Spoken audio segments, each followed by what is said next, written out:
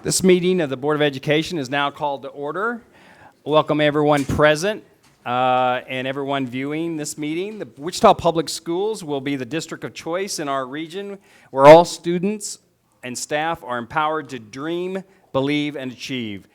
I'm pleased that you've taken the time to join us. Will you please join me in a moment of silence?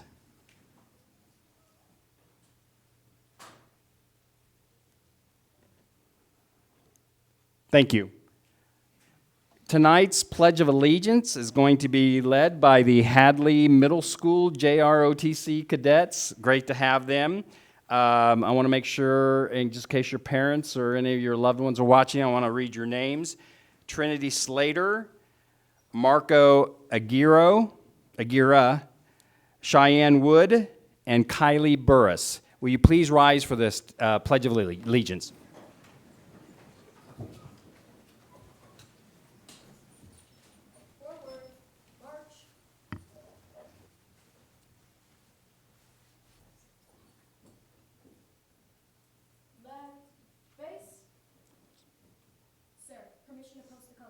You may post the colors. Inwards, face.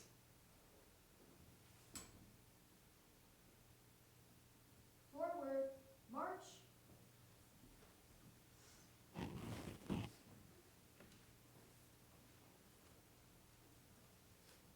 Post, colors.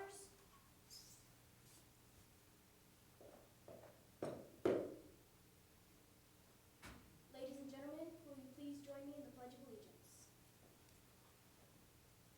I pledge allegiance to the flag of the United States of America and to the republic for which it stands, one nation, under God, indivisible, with liberty and justice for all. Outwards, face. Forward, march.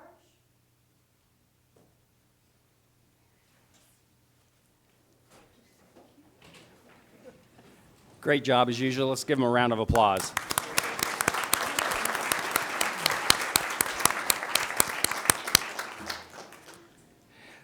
Patrick, first item, please. First item, under reports, Superintendents Student Advisory Council.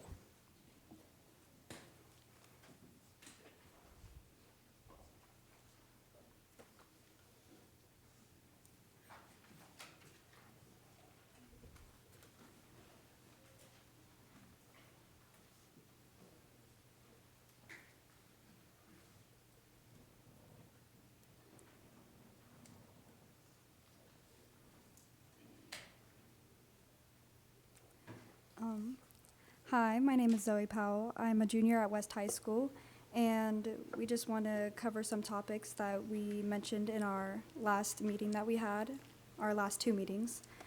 One of them was challenges of the pandemic and impacts of it, and another was mental health and emotional support and how we can improve these in school.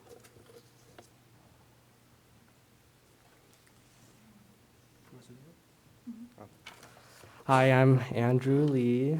Hi. I'm a junior from Southeast. I'm also here to talk about, things that the district should consider in helping students recover from the pandemic, reconnect to school, and ultimately achieve academic success, as well as looking at what students are most proud of right now at their schools. So. Do you have any questions for us? This is the summary of the SuperSAC conference that had all the students from all the schools, correct? That Yes. broke up into small groups? Okay. And we will have this summary is now public record. So anyone that requested, I'm not sure if we're going to have it on our website, but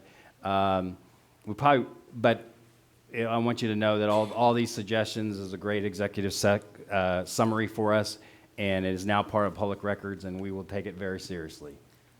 I just want to make a correction. There is, just in the name, just so that the community is aware.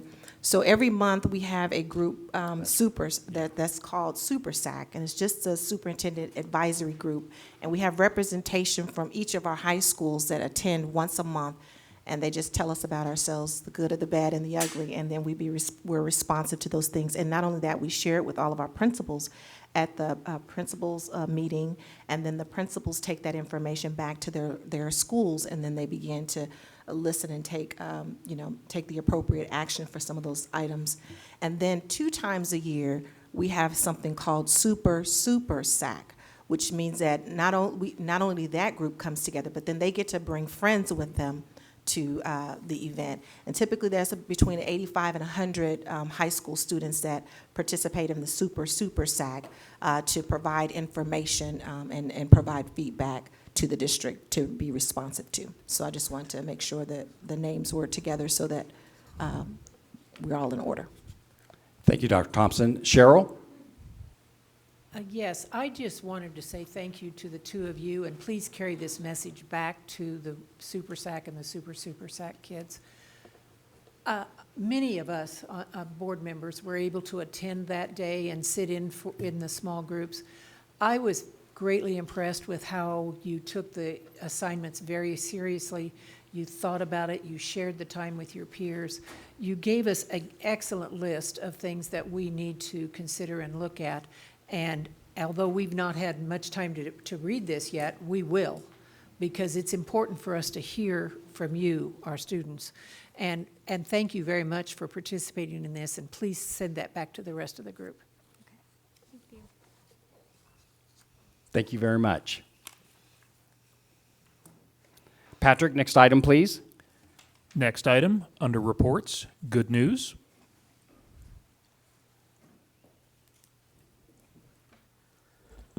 Good evening, President Reeser, Superintendent Thompson, members of the board. We've got 3 amazing good news items tonight. When we bring you the Distinguished Classroom Teacher Awards, it always strikes me that we're at the end of the school year, because that's one of the highlights as we celebrate the end of the year. And I don't know about you, but I'm not sure where time has gone. The year has gone really fast. Some days it seems really slow, but it's gone really fast. And so tonight, you get to meet our distinguished classroom teacher honorees for our finalists, our grand prize winners, if you will. You'll get to see a video that will showcase them in their classrooms.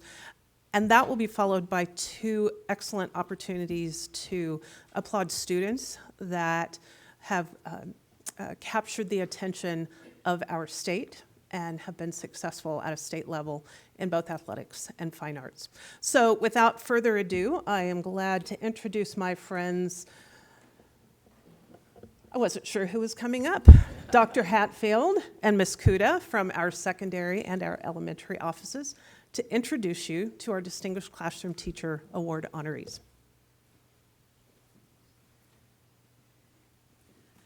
All right, if you are a DCTA runner-up, if you wouldn't mind coming forward now and standing right here, kind of parallel with the flag.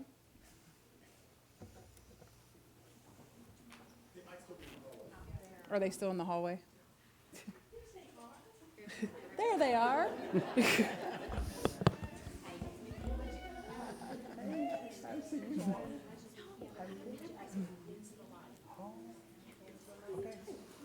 Sorry.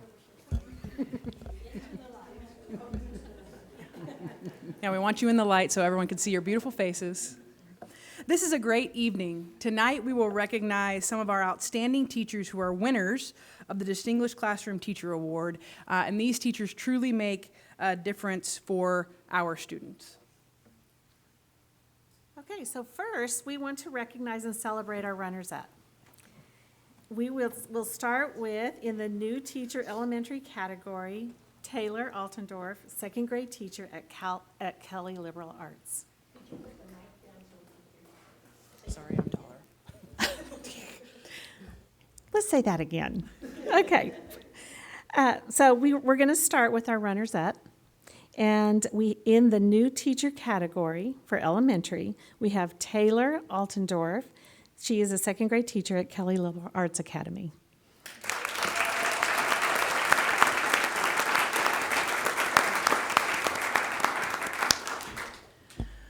Our next category in the new teacher secondary category is Miss Ashley Alexander, a math teacher from Heights High School, but she couldn't be here tonight, so Flip, I'm going to run this up to you.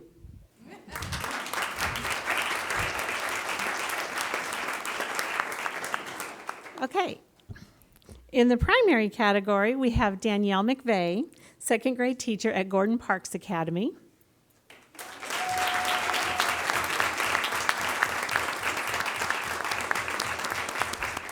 And then in the intermediate category, we have Bailey Gutzmer, fourth grade teacher at Colvin Elementary.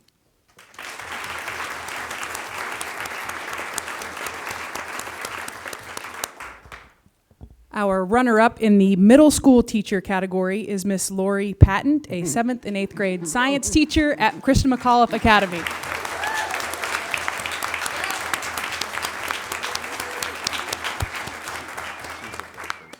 And our runner-up in the high school category is Miss Tanya Weir, a science teacher at Heights High School.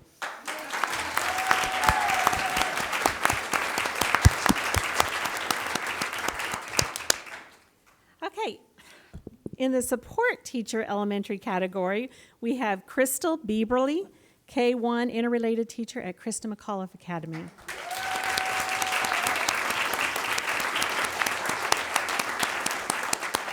So we want to say congratulations to our finalists, and we'll give them one more round of applause, and you can go ahead and head on out. Congratulations.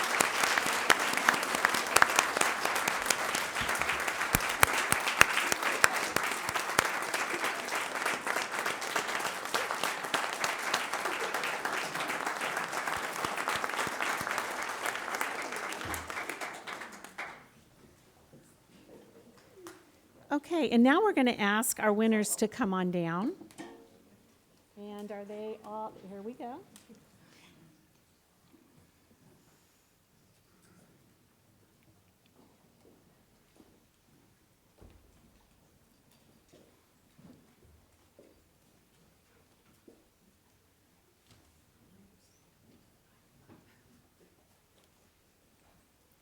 Okay, just remember to step forward so you're not in the dark. Like we want you guys up in the light.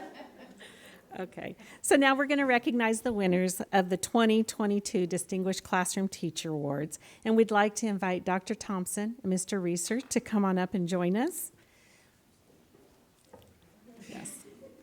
And we're going to call each of you one person at a time and have you come up to the podium when we call. So we will start with the Distinguished Classroom Teacher in the New Teacher Elementary category, Sue Ake.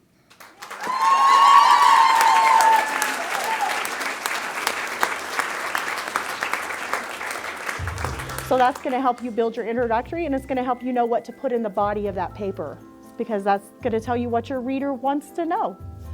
Sue 8 comes to work every day with a positive attitude, ready to change the world. Her students say that she is fun, and the way she teaches makes it easy for them to learn. She likes to use technology to get her students engaged and to demonstrate what they have learned. She has high standards for her class, and her students rise to her expectations on a daily basis. Some of you guys tried to go like all Picasso, superstar artist on me. So, I know. Her colleagues say that if they have a concern, want to brainstorm about a lesson plan, or get advice, they know they can always count on her for kindness and support. Sam, what was added that helped us with a lot of these questions? She started as a substitute teacher for 3 years before teaching full-time. That experience working with students in different classrooms made her adept at creating lesson plans that fit the needs of many kinds of learners, to keep them engaged and enthusiastic about learning. Well, our final paper will be typed. Our final paper will be typed. This is a rough draft. Sue believes that her classroom should be a safe environment where students are encouraged to explore and learn. She knows that each student brings a unique perspective to their learning, and that by allowing students to be involved in the teaching of the lesson, it opens the door to fresh and innovative ideas. My dream since I was 5 years old was to be a teacher. And then as I got older and realized that I love children and I see like a ton of potential in them, like if I could just make them see their potential, the world's going to be a better place. And so once that my children were at an age where I could pursue my dream, I did. This is me living my dream. That sounds amazing.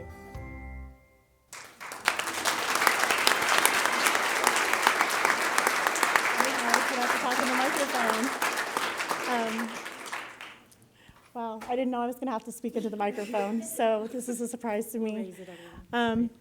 So I am. This is my dream. My family's here to see me. I have 9 of my own children, so I got to raise them. I got a lot of experience with those, and then when I started subbing, I was like, no, I still want to be a teacher.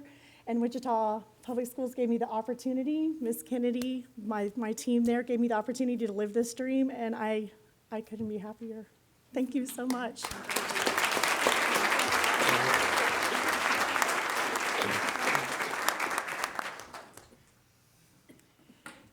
Our winner in the new teacher secondary category is Miss Abby Faflick, a vocal music teacher at Coleman Middle School.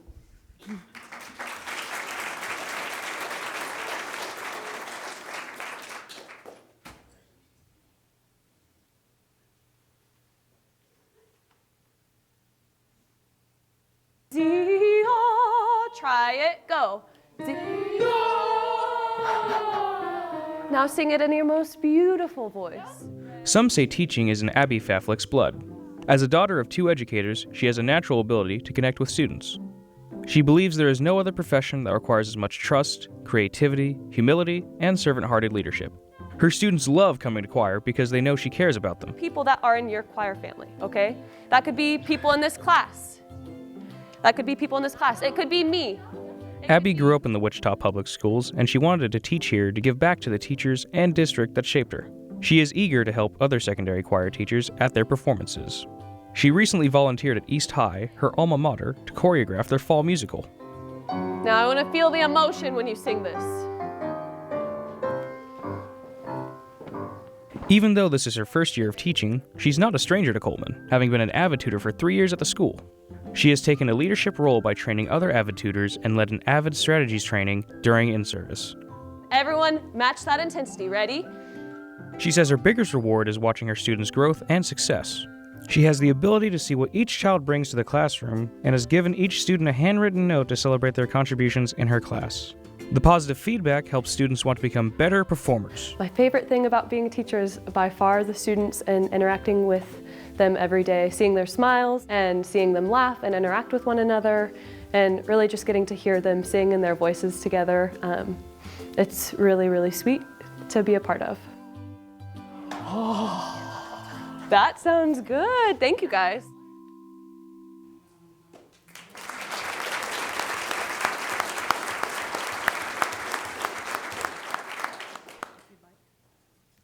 I think most of all, I just want to say thank you. Many educators that raised me and are a part of my story are in this room today. And also in Topeka, from K through my current first year teaching, I wouldn't be here without your support. And I'm a true product of Wichita Public Schools, so thank you for that.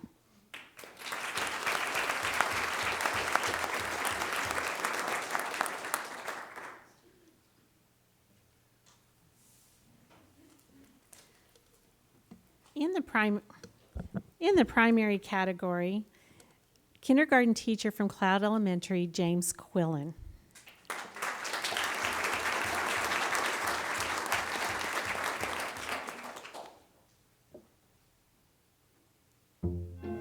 Eyes on who? Mr. Q. Ooh, I love those tools that I'm seeing. James Quillen's passion for his students and their learning is apparent from the moment you walk into his classroom. His lessons are fun and rigorous, and he understands what motivates students to learn. He has a gift for developing positive and meaningful relationships with all of his students. Why do we work on our fluency pages? We can get more fluent quicker, and we want to be right or accurate. James works to empower his students to find the greatness in themselves so that they can grow as learners and leaders. His students are excited to come to school and learn. His classroom celebrates their successes as a class family. He says their excitement about making progress and achieving their goals brings him joy. Think in your brain, what do you notice about our mouths when we make that B sound? He also spends his time mentoring Wichita State education students, with several of those he's worked with now teaching in Wichita Public Schools. He volunteers on Wichita State's Elementary Education Advisory Council to help strengthen the program and to help students entering the teaching profession. Let's read this nonsense word. Put your pointer finger in the air. Wave it like you just don't care. He fondly remembers the impact his first grade teacher made on him, who made school fun and relevant. His high school football coach was also a mentor. He uses the same strategies that these teachers use with him to instill a love of learning with his own students. James says he is honored that he can be a part of his students' educational journey every day. My favorite thing is building those relationships with students and helping them find their greatness. And it's really just very rewarding to watch as they find their strengths and they succeed in my classroom and then beyond my classroom. You have found it. Say, I found it.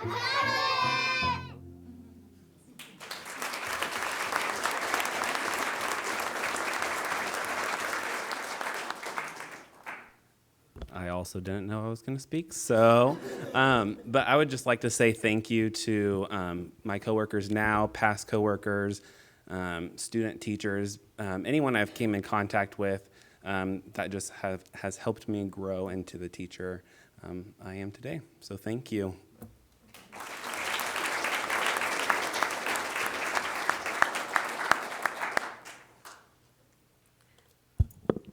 Okay, so now in the intermediate category, we have third grade teacher from Gordon Parks Academy, Megan Campbell.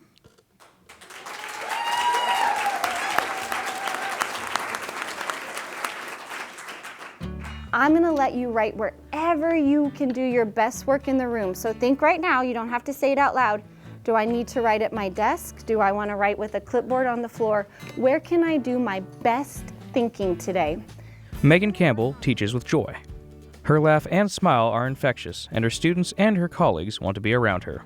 Her students love that she makes learning fun, but know she sets high expectations, and they do their best to reach them. Basketball's bouncing. That's exactly what I was hearing. You know what else I hear? Do you ever hear the squeak of the shoes on the floor? Perfect. There's two things already. Megan loves to surround herself with peers who inspire her and push her to do better for her students. She also mentors new teachers, always willing to share ideas for lessons and strategies for students to reach their potential. Come on, man. I love it. I can hear you saying that. And you know what you did when you said that? Rolled your eyes. So I rolled my eyes and said, come on, man. That sounds like Quentin. Megan had some challenges at home during childhood, but her kindergarten teacher noticed her potential and gave her the care and support she needed. School became her safe place throughout her education and gave her hope. She uses those childhood experiences to make her students feel seen, safe, and loved. She knows it's her job to show students understanding and empathy for each other. Zachariah, what are you proud of today? I'm proud of all of y'all. She takes every challenge thrown at her with grace. She says the past couple of years have been difficult, but all it takes is listening to the laughter and chatter of her students to be reminded of why she loves teaching. I mean, these kids, did you see them in there? They're hilarious. So that is my favorite thing. They make me laugh every day, even when I'm not supposed to sometimes. You made sure to listen during the mini lesson, right? And did that help you when you went off to write on your own? That's a big deal.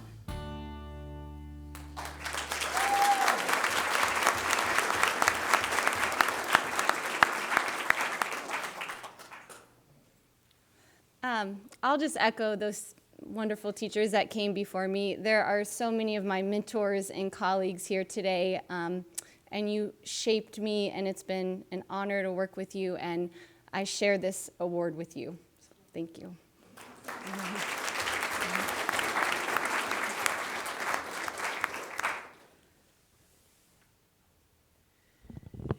In our middle school teacher category, our winner is Miss Kimberly Hughes, a social studies and avid teacher from Mayberry Cultural and Fine Arts Magnet.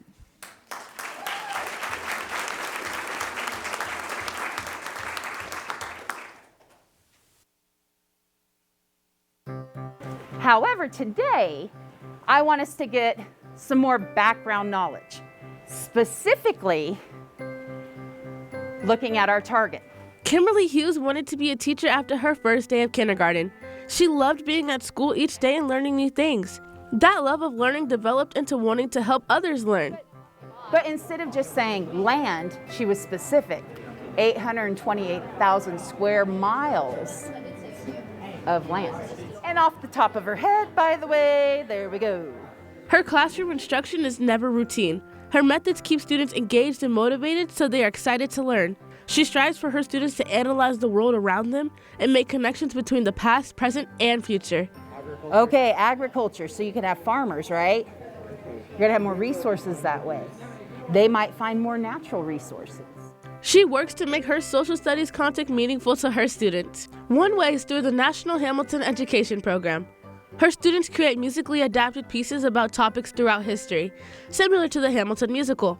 The pieces are evaluated with an opportunity to see Hamilton in New York, and she has had 2 groups win prizes. Absolutely, because if you have more resources, you have more things to sell. Kimberly also teaches an AVID elective to get her students to start thinking about opportunities for college and career. She welcomes guest speakers from the community to talk about their professions. She created a lunch bench for students to come to her classroom during lunch and recess. The students can work on assignments or just hang out with friends. She finds that it's a great time to build relationships outside of the school day. She says developing positive relationships with students can make all the difference. Those relationships with my students, that's the most important. Once you have that, the other things will come. The learning, the understanding, the enjoyment of it. But it starts with relationships. That's right. Good.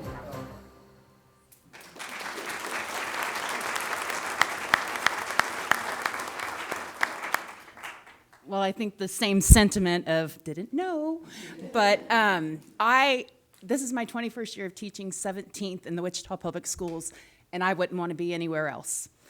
My students, my colleagues, the community, it is a wonderful place to live and work, and I thank my colleagues for their support. I hope I'm that support to them.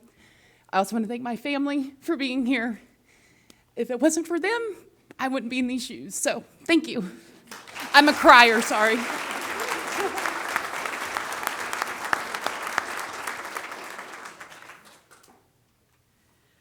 In our high school category is Miss Joanna Farmer, agriculture teacher at Southeast High School.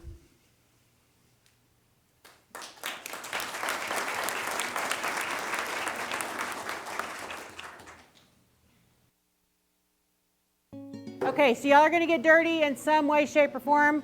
It's just inevitable because you're going to pick something up there to work on. A large collection of animals may be the first thing you notice in Joanna Farmer's classroom, but it won't take long to notice that students are engaged and having fun learning. She knows it's a bit of a challenge to teach city students about agriculture, but she creates lessons that students value and can personally relate to. So you'll just get right up against her body, and you'll just let it go slow and follow her line of her body. Okay, and you'll probably have to do it 2 or 3 times because she has a lot of undercoat. You see this woolly stuff? Okay. She started her class a few years ago with some small animals, but it has grown to include an outdoor garden, chickens, goats, and pigs, with plans to add bees and an orchard. It allows her to teach outside of the normal school hours and to teach her students how to serve others in the community, like by donating the eggs to food banks and families in need. She has also worked with other classes at Southeast to have students design and build the outdoor spaces. You can hold her with your fingers in between those 2 bones. No. And you can hold her so that way you can trim like one side of her head and not get your fingers because they're safe in that groove. You see that? Her students say that she puts all of her trust in them, allowing them to learn by doing. They like that she guides them and provides assistance, but lets them develop their own skills and do their own problem solving. They also appreciate that she takes the time to visit with them even outside of class to make them feel appreciated and valued. I think my favorite thing about being a teacher is just getting to come to school and be with the kids each day. It's always different. You never know what's going to happen, especially here in agriculture. You never know what the kids are going to pick up on with the animals that day, or what spark you're going to see fly, and it just makes it exciting every day. And replant these ones that didn't come up. Can y'all handle that?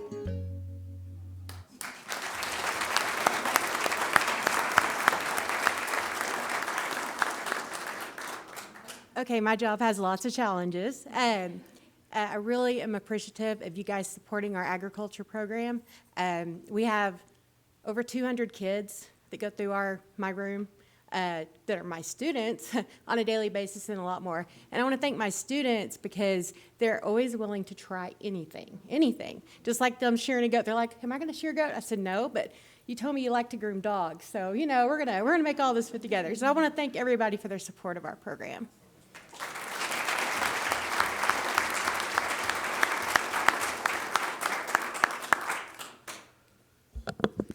Okay, Okay, so in the support teacher category for elementary, we have PBS counselor at Cloud, Jennifer Pollard.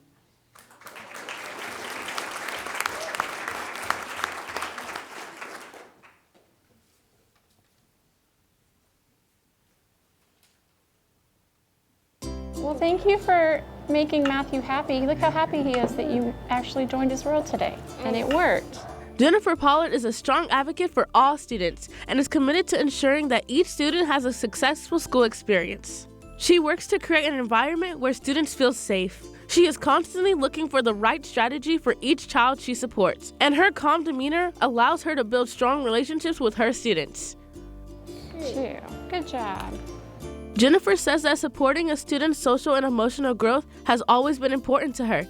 She looks to create positive opportunities for her students to achieve their dreams, while also working with families to help them support their students' academic success. And when you start to get upset, what strategies are you using to help you with them?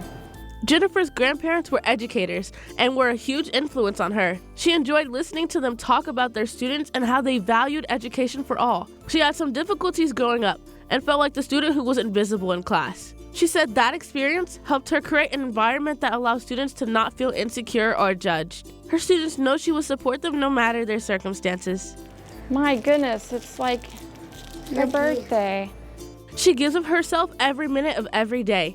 She visits classrooms, meets with students, assists in the lunchroom and on the playground, and everywhere else she is needed. She is always willing to help all teachers find the best strategies to support students.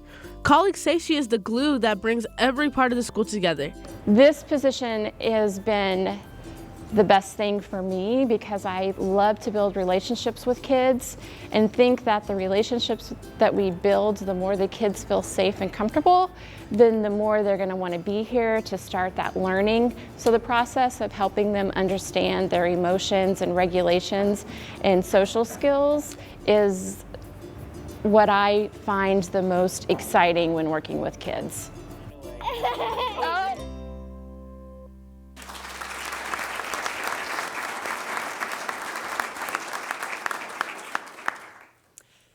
My grandparents and my husband for tipping me over and telling me to go ahead and do this. But more importantly, I work with kids that a lot of people don't want to work with, and I see them.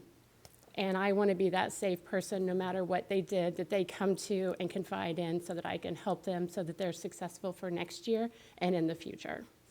So.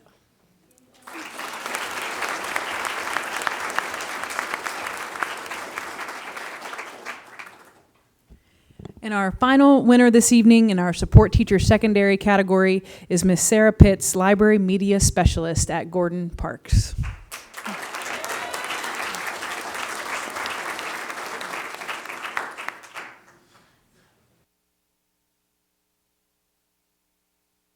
Who's going to be positively impacted?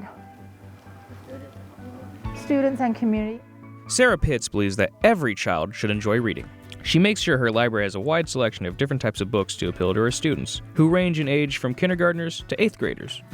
She wants them to find that one special book that will make them lifelong readers. She once worked with the local bank to provide every student with $10 to spend at the school's book fair, so that they could all have a book of their own. Who wants to do a little bit of research for how being outdoors helps you learn and helps you think? Besides reading, Sarah also supports information literacy. She works with students to use technology for research, but also teaches them how to properly analyze information they find online to make sure that they are using credible sources. She says they need to have the skills to navigate information overload and be an informed citizen. So that's what she's talking about, being excited to. I would love a cupcake. Whose birthday is it? How old are you, 30? No! Sarah is also the coordinator for Family Engagement, Stealth After School Program, National Academic League, and the K Club. The K Club develops students as leaders, while participating in a variety of community service projects, including developing a garden that will soon be created on the school's property. Colleagues say that her influence on students goes beyond the library walls, and everyone knows how much she loves students. The kids are the favorite. They make every day joyful. Some days are tough, but at the end of the day, they're fun, and they make every day different, and it just makes teaching fun. How are we going to keep it going after that? Yeah, that is spread your legacy. How are we going to, so we have to think about how are we going to bring more kids on, how are they going to help us so that we can keep it going.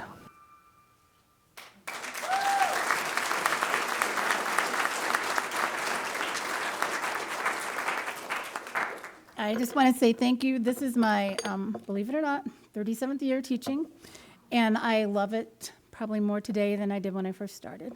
And I love Gordon Parks Academy. A lot of people don't know a lot about it, but it's kind of a hidden gem, and I think you'll hear a lot about us.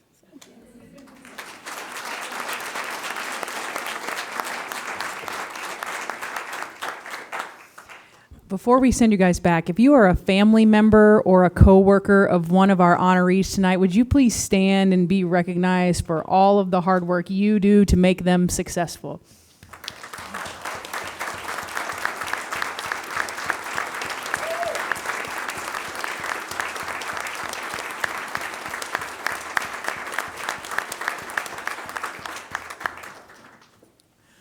All right, we have a couple more announcements before you guys are literally out of the spotlight here, and some of you have shifted it back into the dark, I see.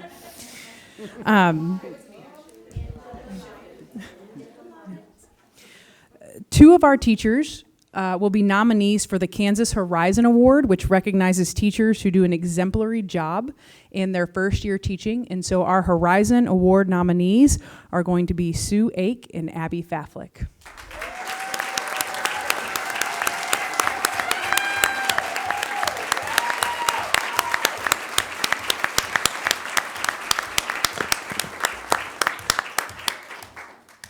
Okay, also, we'd like to name those who will represent the Wichita Public Schools as our nominees for the prestigious Kansas Teacher of the Year.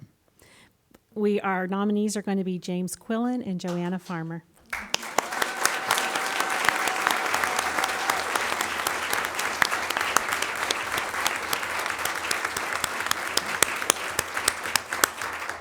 And we'll be getting packets to the both of you. The K-Toy packets. So this is truly a great way to show off some of our incredibly talented teachers. And we thank you for this opportunity. So congratulations to all of you.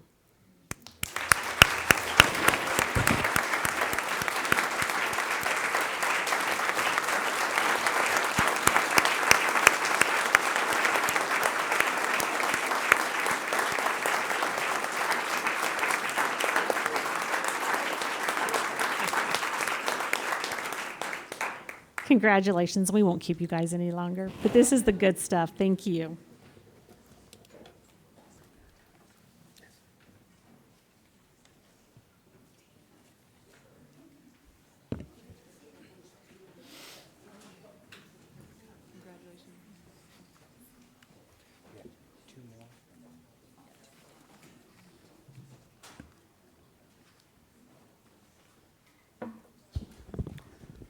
Wasn't this awesome?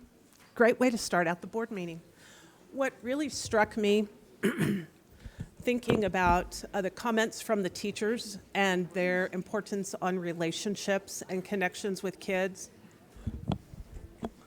and thinking about what the students told us in the SuperSAC feedback, the very things that these teachers express their passion about are the things that our students want and need and desire, and in their minds make teachers excellent teachers. So what a special way to celebrate and recognize some of the finest teachers we have in our district. Now, we should have another group coming through that I'm guessing in Dr. Thompson's eyes is almost as good as our friends 2 hours up the road and the championship they just won, because her alma mater, Heights High School, recently won the 6A state basketball championship. Woo. Great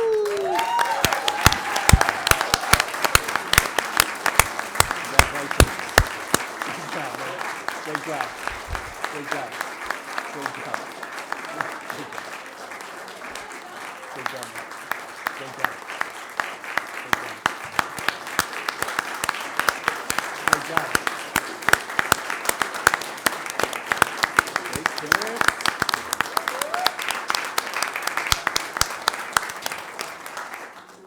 We have Our esteemed district athletic director, Jay Means, here to tell you more about the young men and the coaches and adults that support them.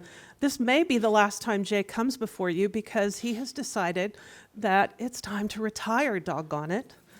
And so, Jay, thank you on behalf of a grateful district for everything that you've done, and we look forward to hearing about our champs. Well, it is time to retire. In 2 days, I get to go on Medicare, so it is time for that. So, telling my age there, for sure. President Reeser, members of the board, and Superintendent Thompson, thank you for the opportunity to share some good news and recognize a distinguished group of student athletes and coaches who have achieved the highest team honors in Kansas interscholastic competition. While I've had the privilege of standing here before you multiple times to recognize student athletes' accomplishments, I believe tonight is a special one for many reasons. And when I get old, I start getting a little bit more teary-eyed, so I apologize if my voice starts wavering. Most of all, though, if you remember 2 years ago, we got to play the quarterfinal games, and then everything was shut down. Then last year, we only had 4 teams come to the state tournament, and there was limited crowds. And then I think third, because I do believe this may be my last opportunity, so this is something special. So I ask you to allow me to set the table for what was a wonderful evening of championship basketball. The date was Saturday, March 12th. The Kansas State High School Activities Class 6A tournament was held at Koch Arena on the Wichita State University campus. Before Heights could take the floor, there was a girls' championship game played between Topeka Washburn Rural and Derby. There was a very large and boisterous crowd for that game. Many of those fans stuck around to then watch our very own Heights Falcons take on the Blue Valley Northwest for the boys' championship. There was a great student section there representing both teams, but I believe the Heights student section took the prize, as the front row were 7 bare-chested young men spelling out Falcons. And I am happy to report they spelled it correctly. Thank you to the elementary teachers. The Heights pep band was in full force. They performed a wonderful rendition of our national anthem before the game. They performed throughout the game and I believe had a great time seeing who could play louder between the Blue Valley Northwest band and Heights. I think they won that competition also. Also adding to the noise before and throughout the game were the great Heights cheerleaders. They did a fabulous job, and I do believe they won the tumbling contest between the 2 cheer squads. Keisha has been doing something special all year long for the 50th year celebration of Title IX, and what an honor we were given at Koch Arena. As the teams lined up to be introduced, we were blessed to see our very own North High School alum, Lynette Woodard, present the game ball to the officials at half court. The announcer read a bio of all of Miss Woodard's accomplishments, and it did take a few minutes because she has many. And at the end, the whole arena gave her a standing ovation. I have to admit, I had goosebumps seeing this reaction and being able to meet her in person. If you have not had the privilege of meeting her, she is the most humble person I think I've ever met. With this excitement before the game even started, you can only imagine the electricity flowing throughout the arena.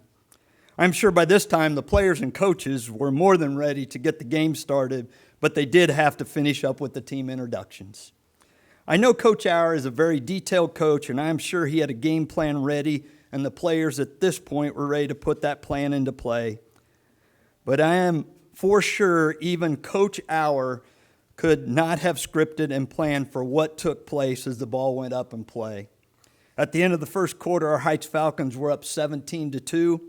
In the second quarter, they were up 23-4 before Blue Valley Northwest even scored their first field goal. You can only imagine the noise in the arena as the Falcons played an almost perfect game of basketball for most of the first half. While Northwest did make a run at the end of the half, the Falcons went into the locker room still leading by 11. While the Falcons gave everyone a few tense moments during some of the second half, they never gave up the lead, and they won the game 61-54 to cap off a 23-2 season record and was crowned the 2022 state champions. After the game, the teams lined up to receive their medals and trophy, and it was exciting to watch as Miss Woodard handed out the medals to each player and coach. After watching this great game, It reminded me of a quote from one of my favorite all-time coaches when I was growing up, Vince Lombardi. And I'm not sure everybody even knows who that is. But I'm going to paraphrase what he said. He said, "We will chase perfection, and we will chase it relentlessly, knowing all the time we can never attain it. But along the way, we shall catch excellence." I think what happened this year was a team and coaches that worked relentlessly throughout the season, and they caught excellence on that night. The whole experience from start to finish was wonderful. Seeing all the students involved was so exciting. With all of this said, I present to you the 2022 Boys 6A State Basketball Champions, your Heights Falcons.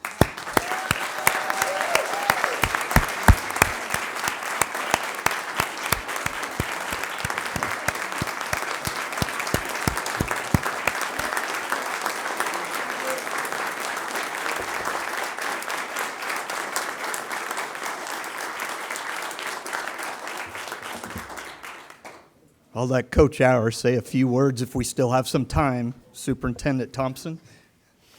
First, Jay, the team autographed the basketball for you. We're so appreciative of all you've done for us over the years, and from our heart, thank you so much for all the support you've given us. Thank you, Coach.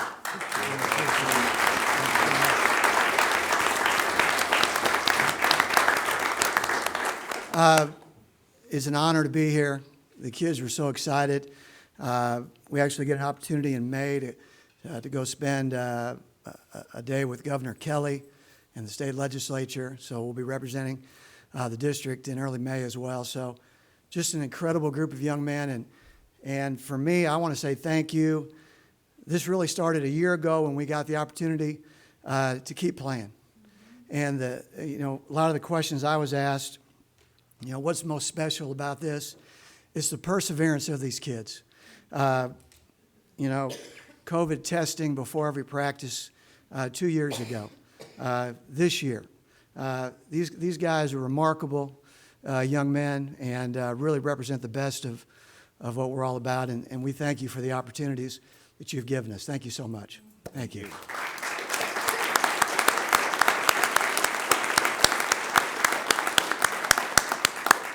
Thank you again for the opportunity. Appreciate it.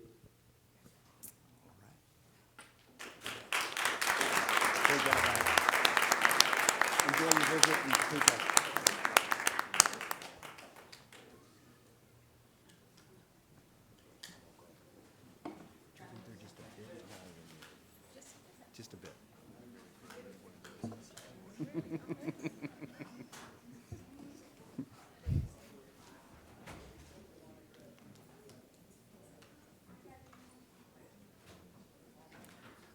Our final good news item tonight, see, it just keeps getting better and better. Our final good news item tonight allows you to recognize and celebrate the student musicians who have so proudly represented the Wichita Public Schools in state musical ensembles. We were fortunate in our administrative center to have all of the bands participating in practice at AMAC. So we had the amazing good fortune to listen to these extraordinary musicians work with national composers and conductors to perfect their craft in a couple of days before they performed before a statewide audience. It really is remarkable, and it's cool to... Hello, Mr. Walker. I didn't know such cool people were going to be here, too. It's really remarkable to have all of these young people here, and I wish there was time for all of you to perform for us tonight. But here to tell you more and introduce you to the students and their instructors is the one and only Sean Chastain, who, by the way, we were able to surprise Friday with a Good Apple Award in front of, I don't know how many middle school choirs that were practicing their district common assessments. So we have several reasons to give Mr. Chastain a round of applause.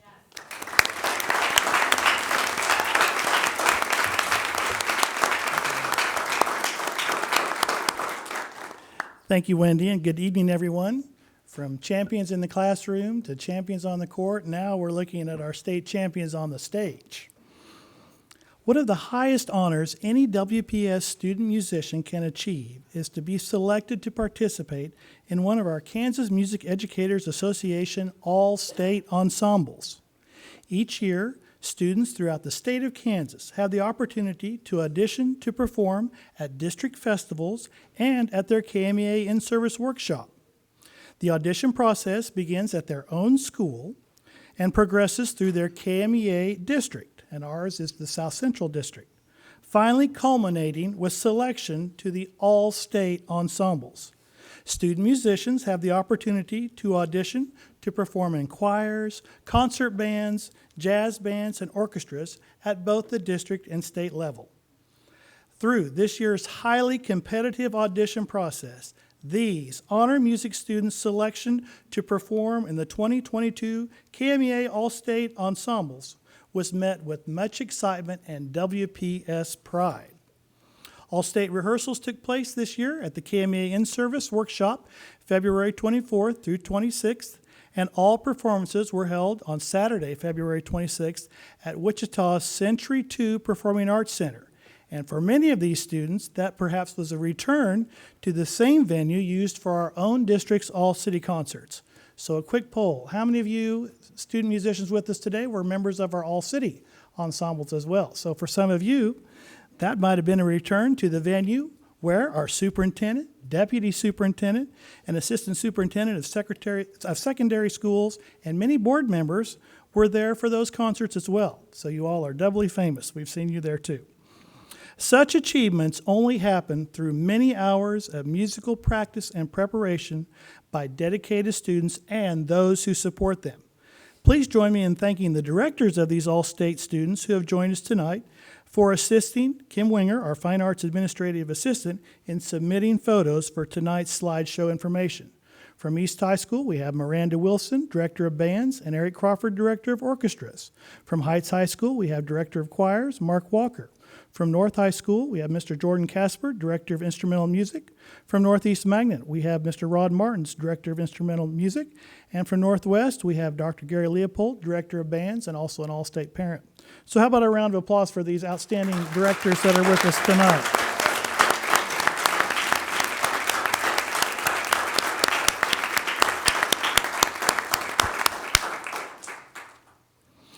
While we want to thank and congratulate these award-winning students and faculty, I also want to recognize any parents, family members, and administrators of these students who have joined us tonight. Thank you for your continued support of these talented students. So, parents, administrators, we'd ask that you stand, please, and recognize your support of these all-state musicians.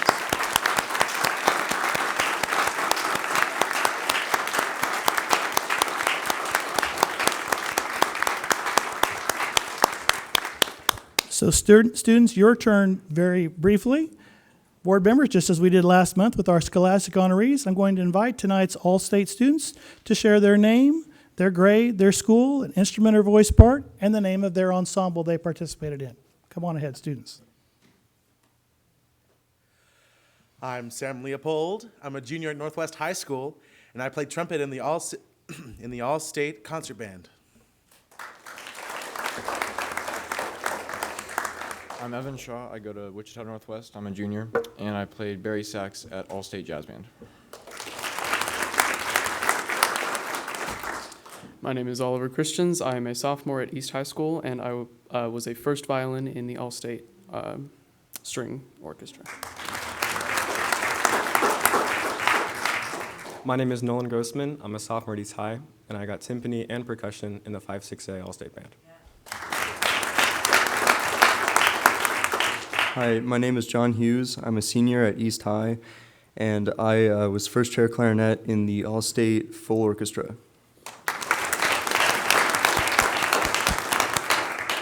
My name is Christina Gutierrez. I'm a junior at Northwest High School, and I play the viola at the All-State Full Orchestra.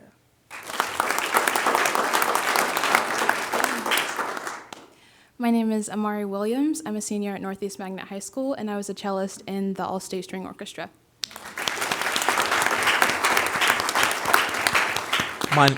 My name is Michael Rogers. I am a sophomore at Wichita Northwest High School, and I play clarinet in a concert band, 5-6A.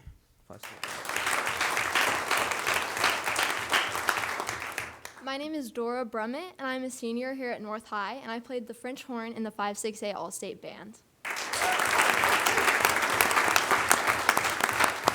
My name is Annabelle Dabalozano. I am a junior at Heights High School. I sing bass 2 in the Wichita Heights Honor Choir. My name is Ethan Wesley. I'm a sophomore at Wichita East High School, and I play cello in the string orchestra.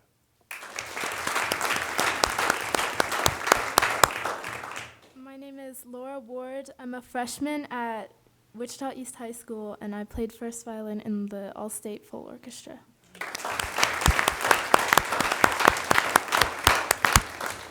I'm Isaac Wu. I'm a junior from East High School, and I played the violin in the AllState Full Orchestra.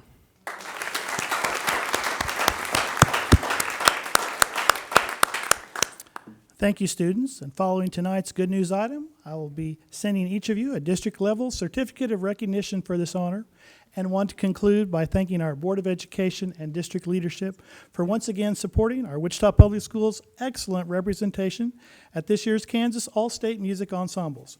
We appreciate our district and community's noteworthy support of WPS Fine Arts. How about one final round of applause for all of our Kansas All-State Wichita Public Schools student musicians.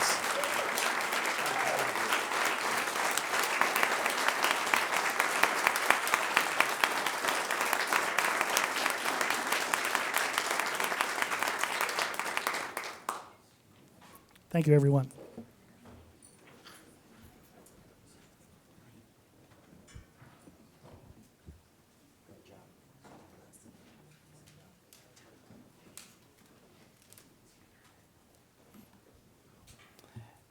Kathy? Thank you. I would be remiss if I was not to mention that I too brought a good news item with me. It's not on the agenda, but I did get permission from our president. Saturday evening, I had the pleasure of attending the Wichita Northwest Battalion ball, the military ball, with our JROTC program. Tonight, I have asked Cadet First Sergeant Tegan Hughes, please stand, to join us. He wanted to see what a board meeting looked like, and I asked him to please come, but he does not have to stay for the whole meeting. This is why I moved my item to this part of the program. This cadet exemplifies the leadership that we want all of our students to have. And I'm very proud that he has come to me with initiatives that he would like to begin at Northwest High School to take those cadets and additional students into a leadership realm. And for that, I'm so very proud of you, and I just wanted everyone to see that. Thank you.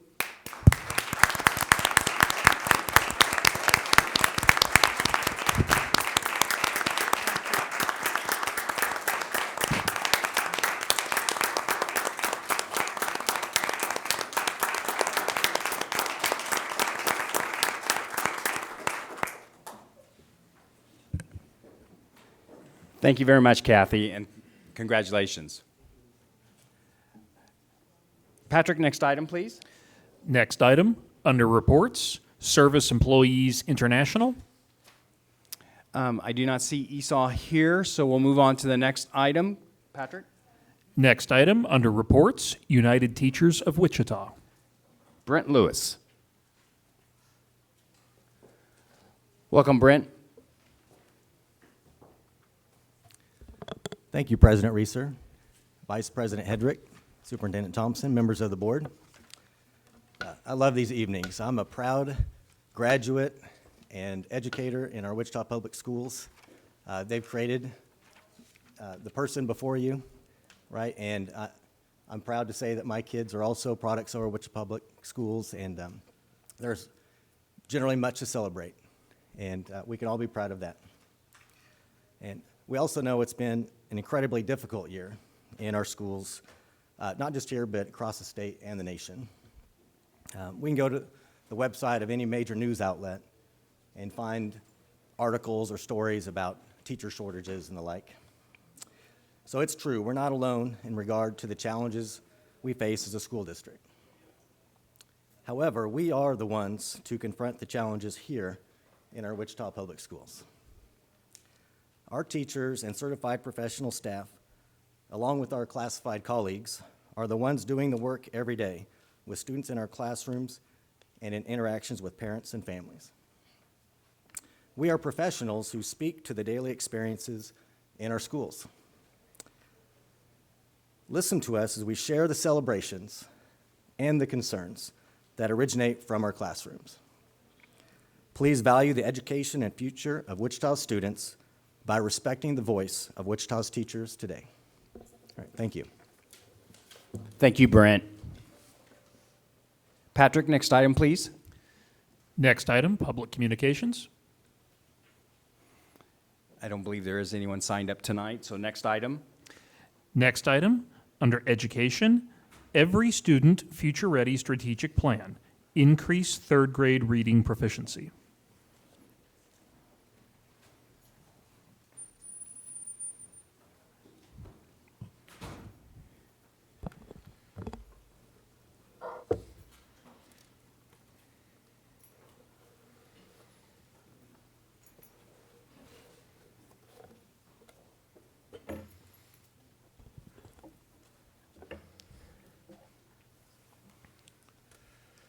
We're not quite sure how to follow those good news items. We're going to do our best. We're all however. thinking the same thing.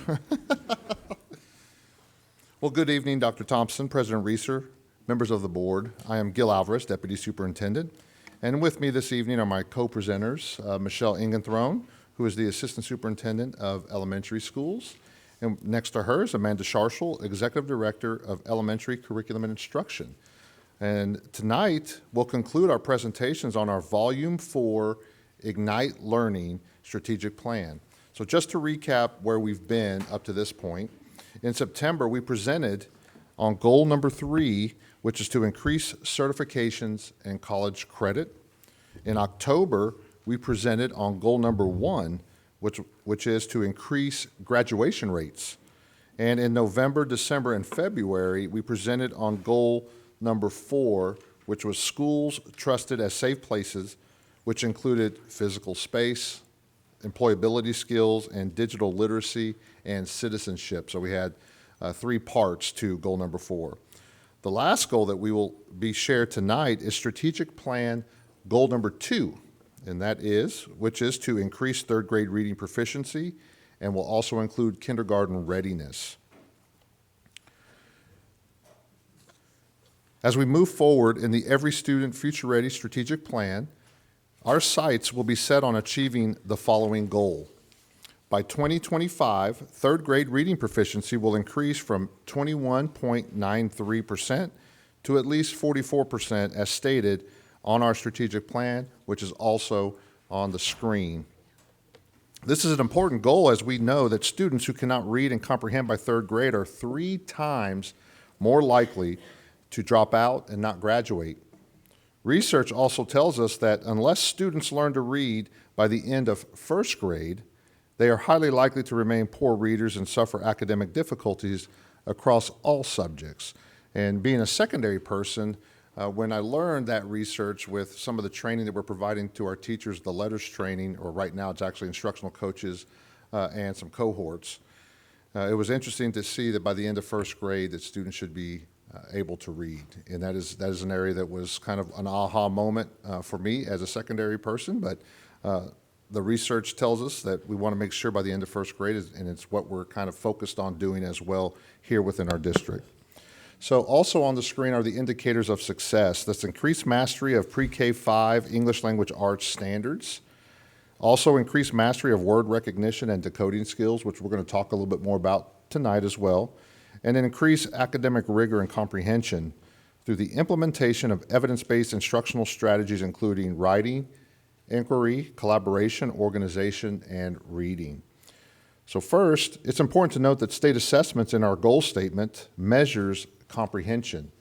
So as we work up to third grade, there's also other steps that we need to follow to get to comprehension. So this capstone measure is part of the Big 5 of literacy.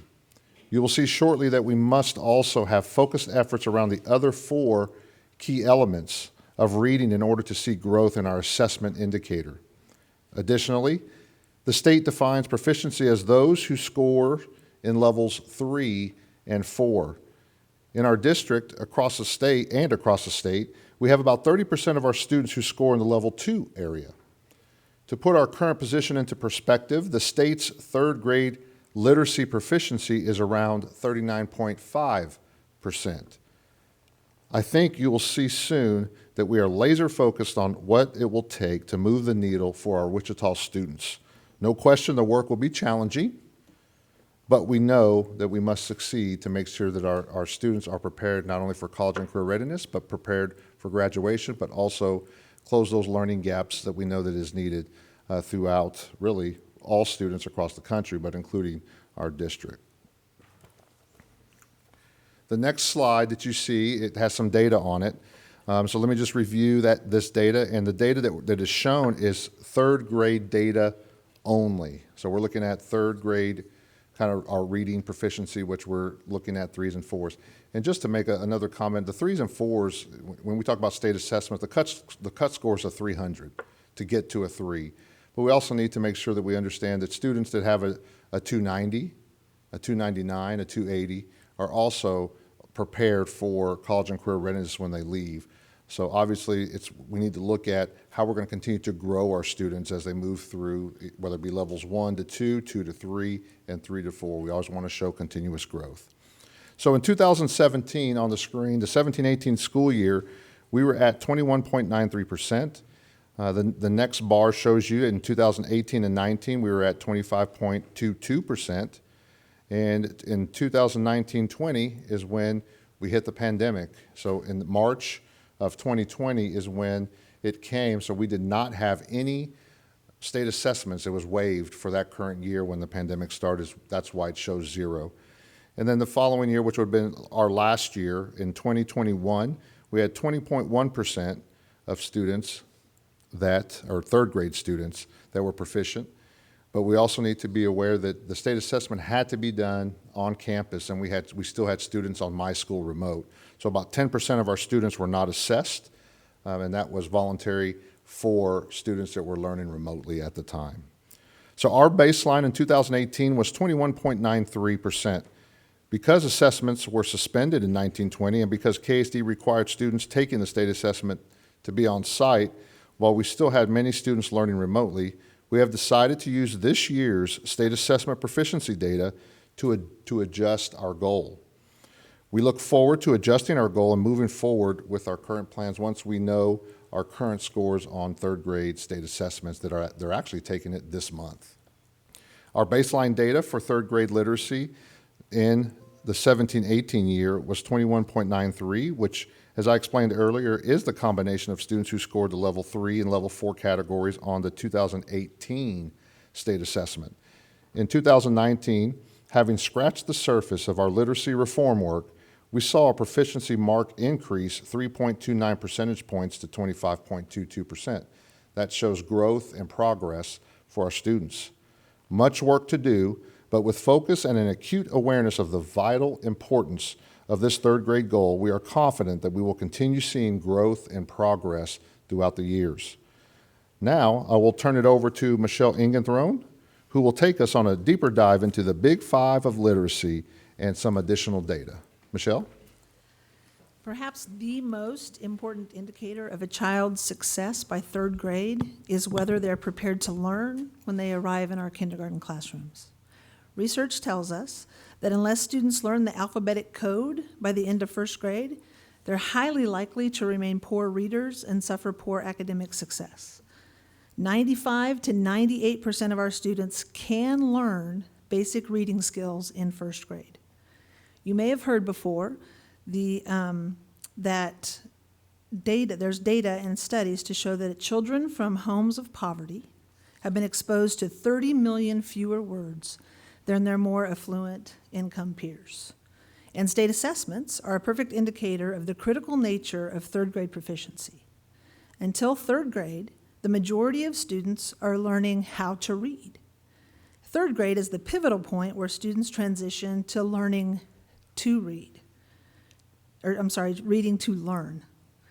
Whether our students take the state assessments for the very first time in third grade or in fourth grade or fifth grade, they must independently comprehend what they're reading in order to experience success. So you will see here on the slide what we like to call the Big Five, and not just we, reading experts across the country and the world. Two of the most important components of reading are one's ability to decode the written word and then comprehend the language in the text. As you can see here, this graphic outlines those Big Five components of literacy.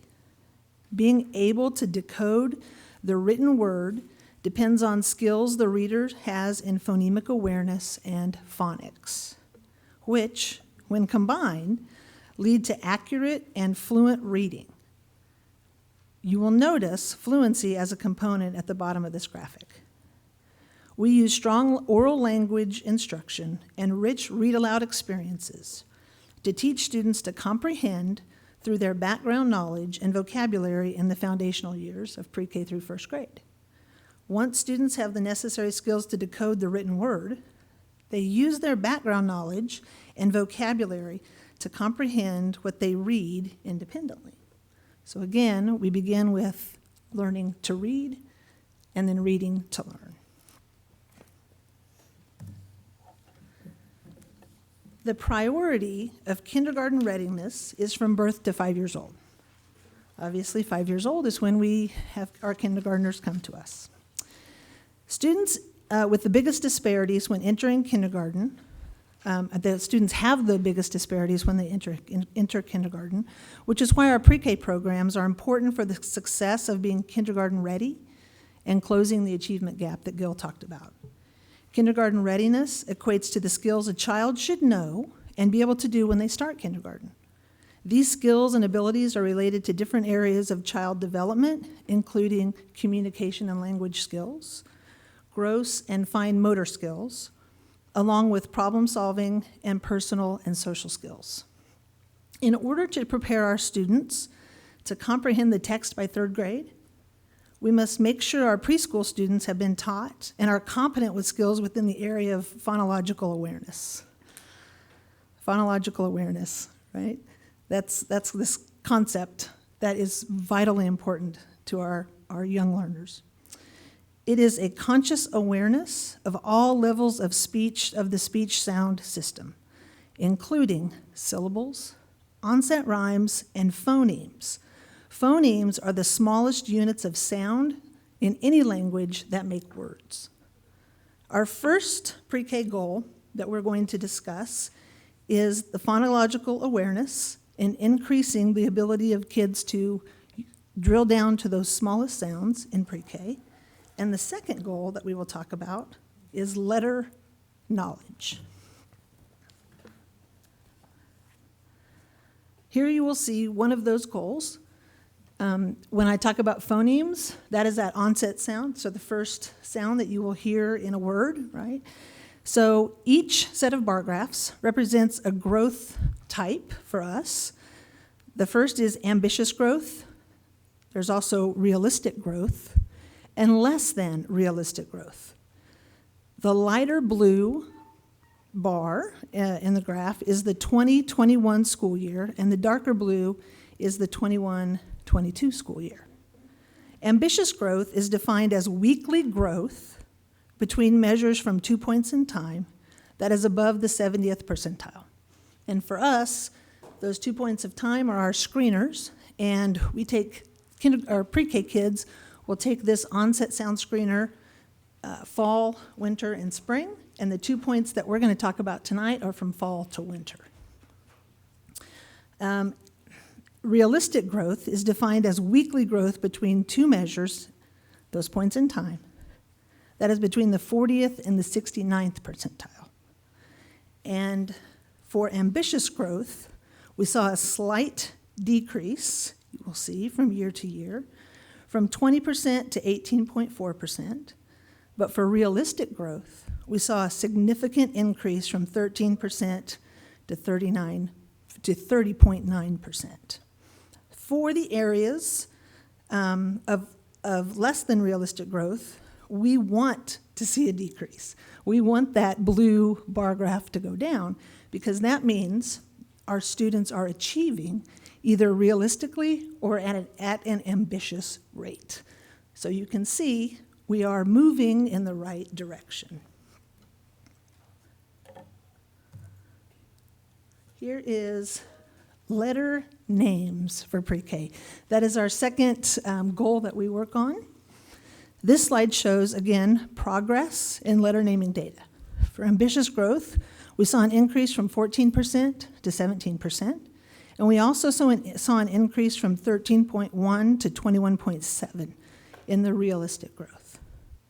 For the areas of less than realistic, we want, again, to see that decrease, and we are seeing that decrease, which means that our kids are being more successful and growing at a better rate.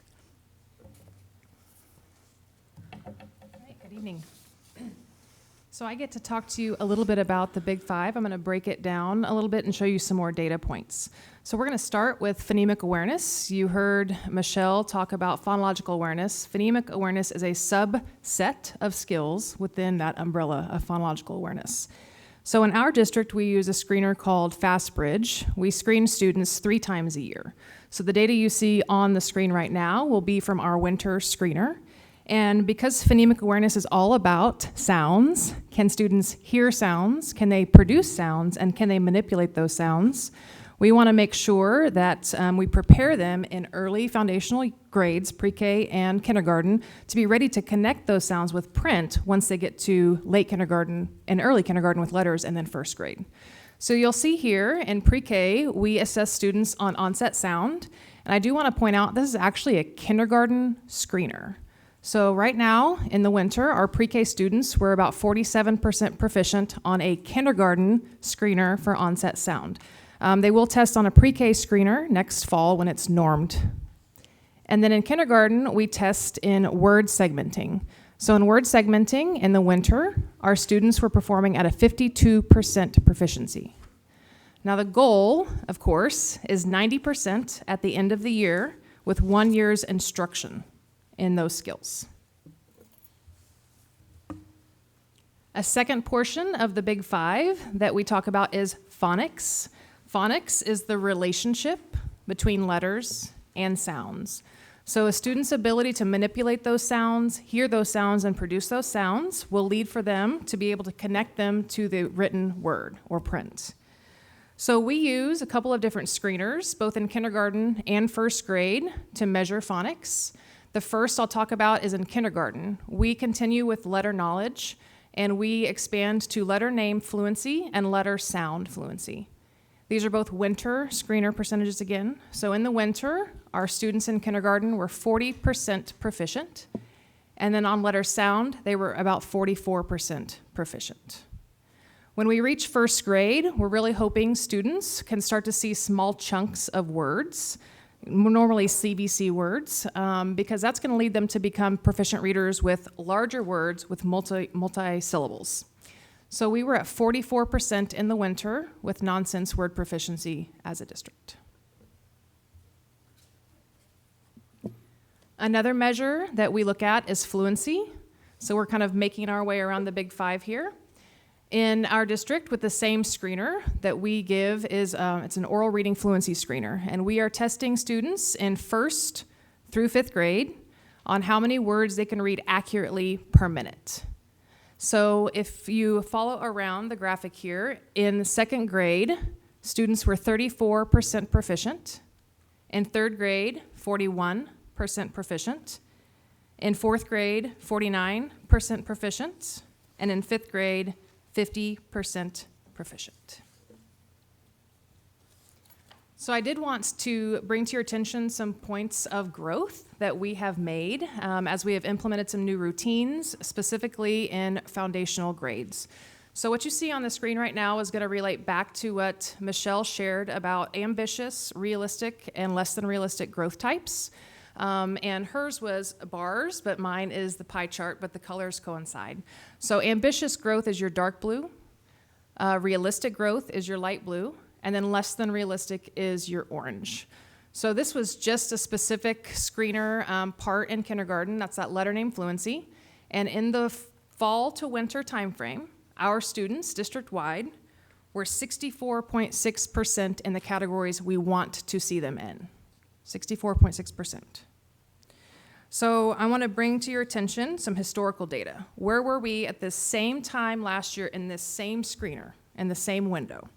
So last year, only 42.9% of our kindergartners were making ambitious or realistic growth. We are now at 64.6. So we have increased. Another making growth point for us, continuing along the lines of those ambitious, realistic, and less than realistic categories, is our oral reading fluency, which is words per minute. As you can see here in the dark blue, 38% of our third graders were showing ambitious growth from screener to screener, and 23% of our third graders were showing realistic growth from screener to screener. So 61% of our third graders this year are making growth in the growth types that we want to see for them to be prepared to take state assessments and independently read and comprehend what they are reading in order to answer the questions on those tests. And the last growth slide that I'd like to share with you is all about accuracy. So when we talk about the science of reading, we know that for students to be able to take a state assessment, they must be able to read on grade level text by themselves with proficiency. And proficiency is accuracy plus fluency. So not only do I have to have word attack skills, but I have to read fast enough to maintain the desk space I need to understand what I'm reading and respond to that text. So as we're looking at accuracy, each one of these bars represents a grade level. The blue bar is their fall accuracy percentage. The red bar would be their winter accuracy percentage. So if we look at grade 1, first graders in our district increased their accuracy by 20% from screener to screener window. In second grade, they increased their accuracy by 18%. In third grade, we saw a 14% increase in accuracy. And as we expect, as students actually become more accurate as they get older and they have more years of instruction, we see those percentages shorten. So in fourth grade, we had a 6% increase in accuracy, and in fifth grade, a 5% increase in accuracy, which is pretty normal. Thank you, Michelle and Amanda. Now you can probably see that teaching reading is a rocket science. It's not just about comprehension, but there's steps and processes that need to happen along the way, and learning along the way from pre-K, even before pre-K for kindergarten readiness, all the way through until they get to that comprehension that they need in order to be successful. A reminder that the goal is success on state assessments. That's how we measure it, which measures comprehension, but those other areas of the Big Five are extremely important as well. Once students develop reading proficiency through through direct instruction and practice with their phonemic awareness and phonics skills and reach the appropriate levels of fluency, we should see improvement in their ability to master standards in the area of English language arts. We are confident that by aligning instructional practices to standards, in order to clearly communicate what students should know and be able to do as a result of quality instructions will help us meet our goals. So in addition to the laser focus within the district on the critical importance of early learning and literacy, we also know that our community has heard us and has prioritized early learning as well. And you can see those lists of community partners on the slide. Several of these key partners should be recognized and on your radar as we highlight our community champions who collaborate to support our youngest learners. The Ready to Succeed program, which is a collaboration between the Wichita Public Schools and the United Ways Women United, has a proven track record of impacting student screener results in the areas of fluency and accuracy. We have nearly 400 volunteers each year listening to students read to them one-on-one. And we know that not only does this program impact academics, but the benefit of powerful mentorships with students is so very important to our Wichita students. Another partner is Storytime Village, who seeks to inspire underserved children to read by providing them with free books and literacy resources. In addition to books, they pair high school literacy champions with elementary readers and sponsor a variety of community programs to inspire that love of reading.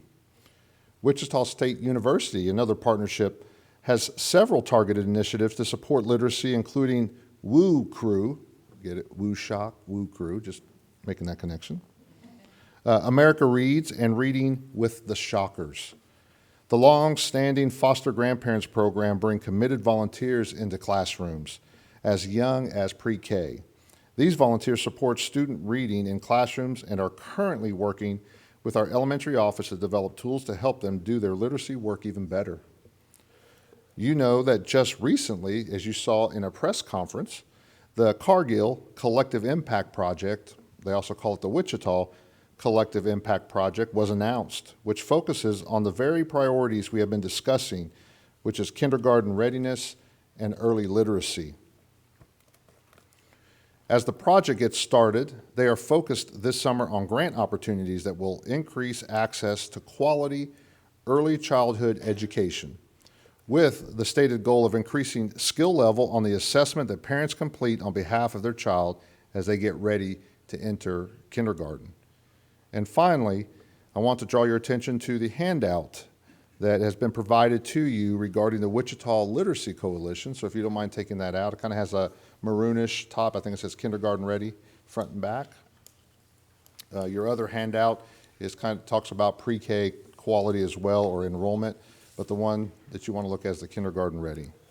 The coalition has created in 2020 through a grant from the Kansas Health Foundation.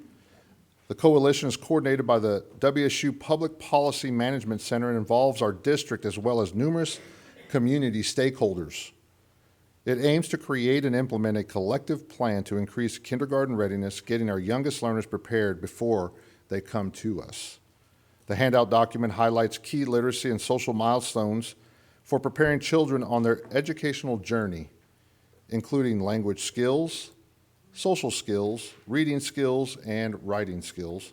It also suggests strategies to parents that they can do at home to prepare children for kindergarten readiness and academic success. We have come to the end of our 4 deep dives into the data behind our Every Student Future Ready strategic plan. And we have our sights set on the areas where we still have much work to do. And at this time, we welcome your questions at this point about what we have shared with you tonight. Kathy? Great. This was a great presentation. I do have some questions that perhaps one of the 3 of you could answer. On page 3, the big 5 of literacy, when we went through that, what do we do with non-English speaking students that are coming in? Is there a separate class for them before this? There is, depending on at what age they enter the district. If you are a pre-K or kindergarten, we want to immerse you in language, so you go right into a pre-K or kindergarten classroom. If you are then 2nd grade through 5th grade, there's a newcomers classroom that is language rich, but, and I believe we have, Andy, you can help me, do we have 4 elementary schools that have that program? 4 or 5, I believe.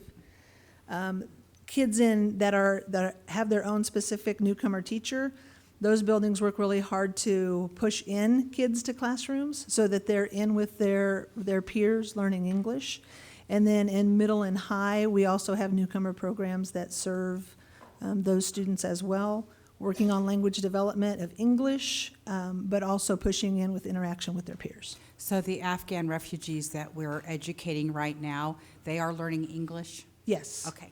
I have more questions. Is that okay? May I have the floor, Mr. President? Absolutely. Okay, thank you. I'm sorry, I wrote it down and get to it. Okay, page 6. Forgive me. What is nonsense word fluency? Is it just like the and, but, to, yes, no? What is the nonsense words? Yeah, it's a great question. So nonsense words are 3 phonemes or 3 letters, and they are just what they say. So it could be PUD. PUD's not a normal word, but it is a CVC word that's going to be preparing our students to read larger chunks in words. Okay. So theory is if you can read small chunks with a consonant, vowel, consonant pattern, then when it gets to multisyllabic words, you'll be able to transfer that skill into those larger, more complex words. And do you find that most of the children that come in probably know some of these words like cat and dog because they've heard it at home. Yes, Yes. if their oral language development before they hit our doors is extremely important for their success. Yes. Okay, and on page 7, you talked about pretty big growth from 42.9 under the ambition to ambitious to 64.6. What do you think is contributing to that increase? So that was in letter name fluency. One thing that we did as an elementary C&I department this year was we rolled out a new alphabet knowledge routine based on research of the science of reading and how reading actually develops. So even from when I was in school to now, how reading is taught has really changed. And we have been really looking into how reading develops in your brain through brain scans and just language in and language out. And we've just learned things. So with what we have learned, we put new routines in place, instructional routines in our kindergarten classrooms, including a piece on phonemic awareness with our Hegarty curriculum, our alphabet knowledge routine, which focuses on letters and letter sounds, as well as where letters are in environmental print, and then alphabet arcs. All 3 of those pieces are our core kindergarten instructional routine. So district-wide. something's working. This is working, then that's very good.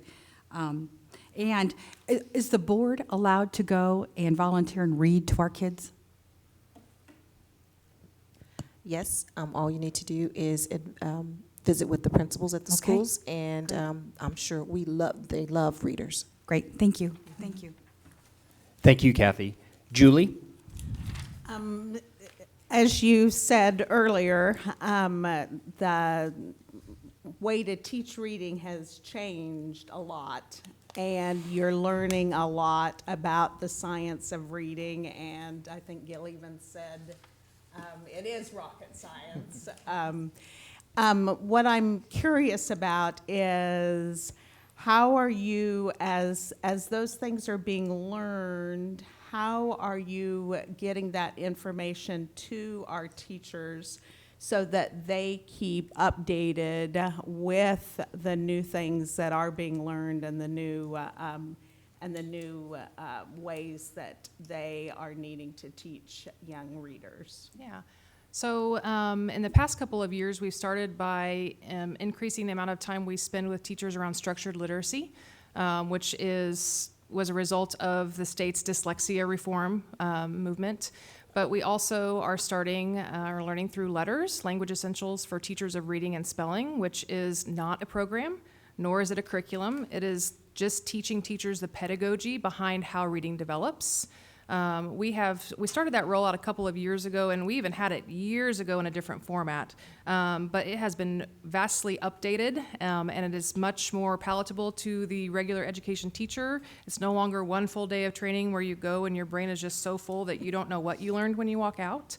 It's more of a cohort fashion, and that's been going on for the past couple of years. And now, looking into next year, we are in the planning stages of a K through 5 implementation rollout of that learning letters for our teachers at the elementary level. And I might just put a plug in for our principals as well, right? We're principals, and sometimes we didn't, Dr. Thompson was a kindergarten teacher, I was a 4th and 5th grade teacher. And so we have 31 of our principals who come to training with Amanda and are learning the same science of reading so that when they walk into their classrooms, they're better prepared for feedback for teachers, for understanding what's happening, and also looking at that data and really understanding why it's moving in the direction it's moving. Awesome. That's great. And every single one of our instructional coaches right now is going through letters so they can support it in their buildings, elementary. Excellent. It's exciting. Thank you, Julie. Hazel? I'm not on.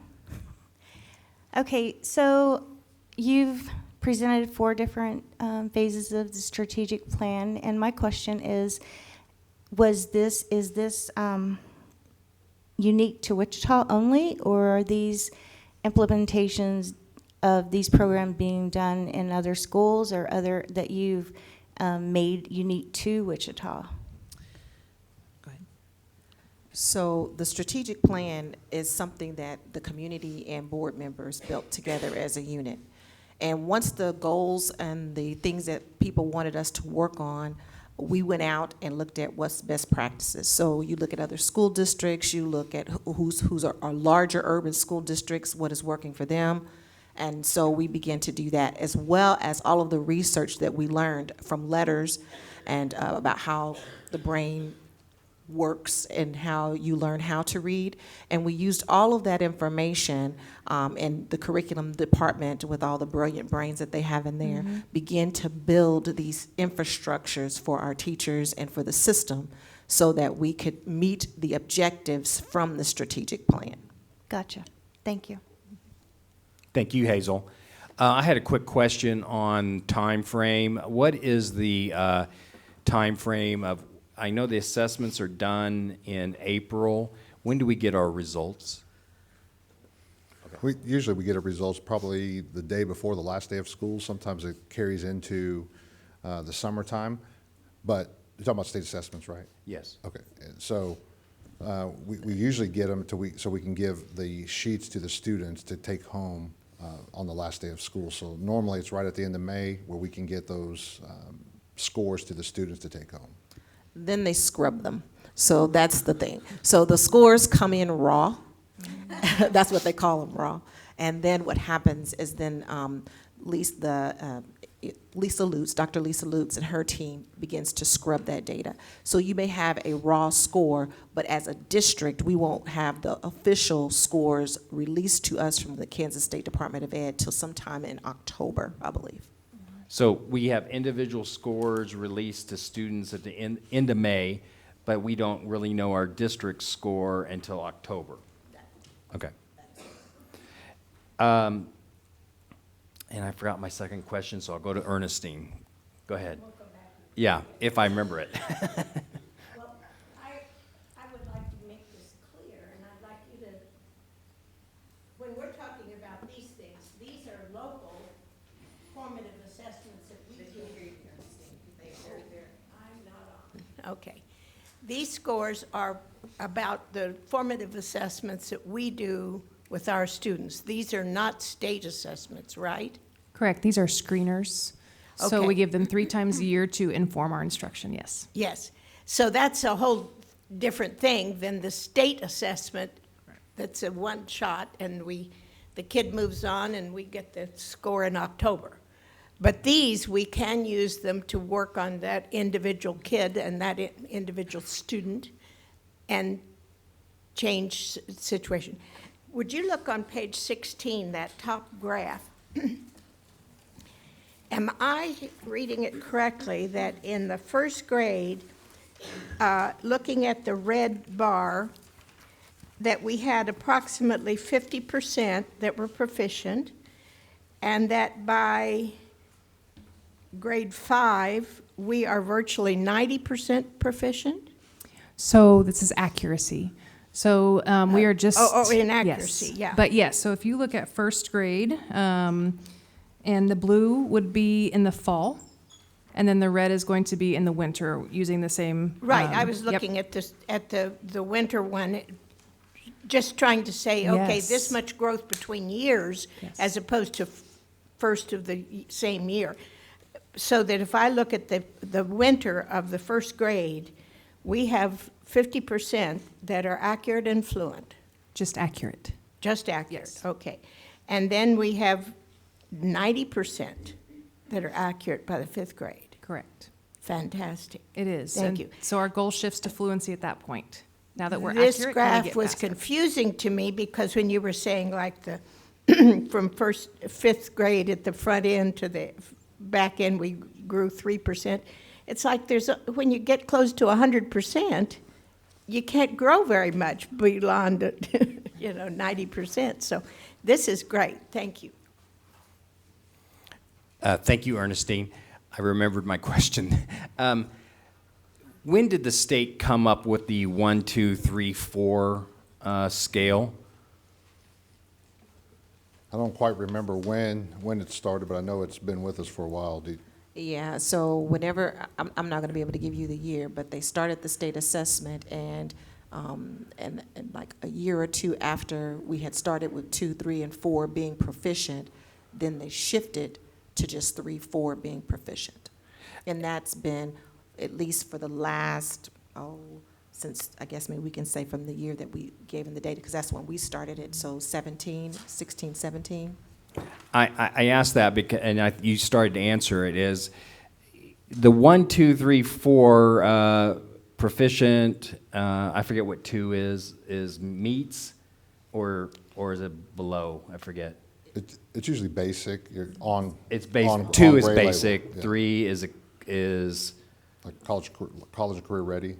And then 4 is I don't know if there's a exceeds. Okay. How many times since that's come out, how many times have we changed what 1, 2, 3, 4 actually mean, and score levels as well, how they relate to those scores? They've kind of been similar in regards to the naming of each level, but as far as cut scores may have changed, but they've been pretty consistent too for the past few years in regards to the cut scores. But I think it came to what is proficient. Is it the 2 level, meaning basic, or can students still provide and become successful post-secondary even if you're in a 2? Absolutely.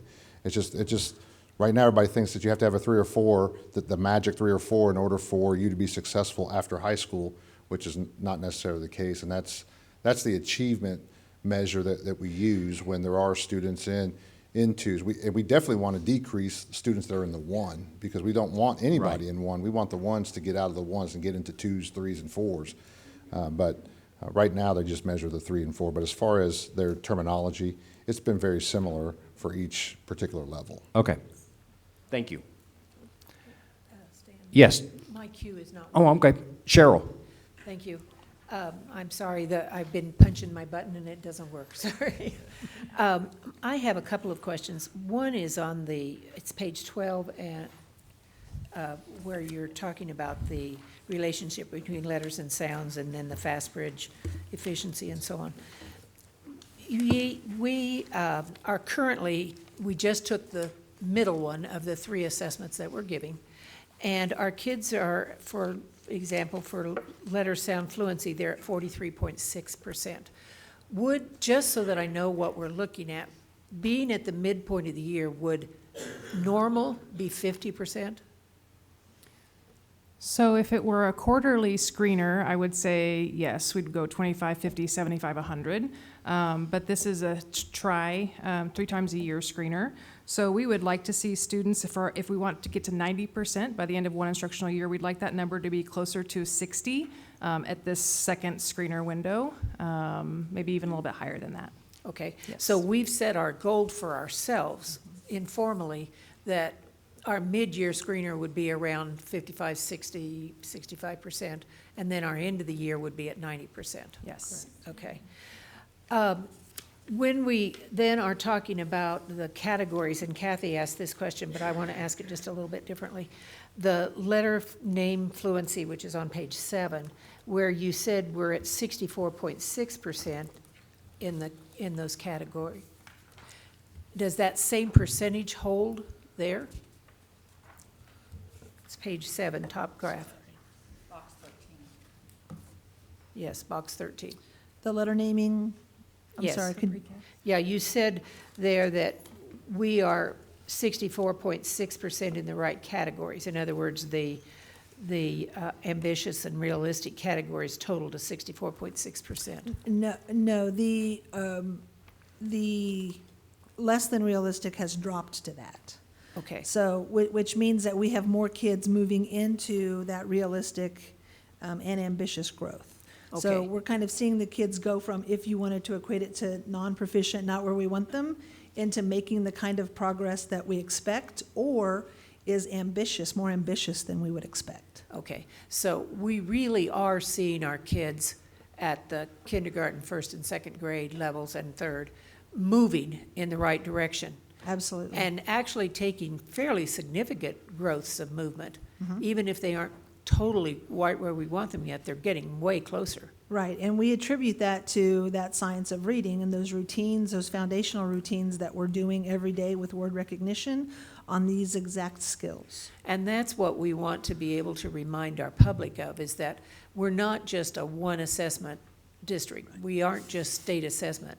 We are really looking at moving kids in the right direction throughout the year, and then having that state assessment at third grade or whatever grade be the test that says, are we there yet? Absolutely. And this data is a screener, as you mentioned, Right. 3 times a year. So that also allows our teachers to adjust instruction throughout the year for individual children. So we're differentiating, which And kids who are, for example, our ESOL kids who are starting way behind, we're putting in lots of interventions for them to be able to help them not only learn the language, but also learn to read. Right, Correct? correct. And in pre-K, we are language rich. There is a lot of oral, we want kids to talk, right? We're reading to kids, we're having them talk back to us. It's that conversational English. It goes back to that 30 million word gap. In our early grades, we need to be very language rich. Yes. Excellent report. Thank you very much. I'm encouraged by this because we haven't had good data because of COVID and other reasons. And it's kind of hard to compare ourselves, but when we can look internally at our formal assessments and see that we're making progress, that pleases me. Thank you very much. You're welcome. Thank you, Cheryl. All right, thank you very much.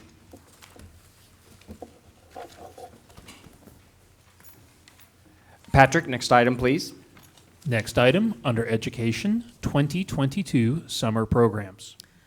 All right, so we will have, as our folks are coming, we started planning for summer school. It's kind of funny. We start at the beginning of the school year planning for summer school because that's how aggressive and intentional that we are about planning for summer school. We've had a huge team working together as a unit to be able to come up with a wonderful experience for our children here this summer. So without further ado, I'll turn it over to my colleagues for them to share the information.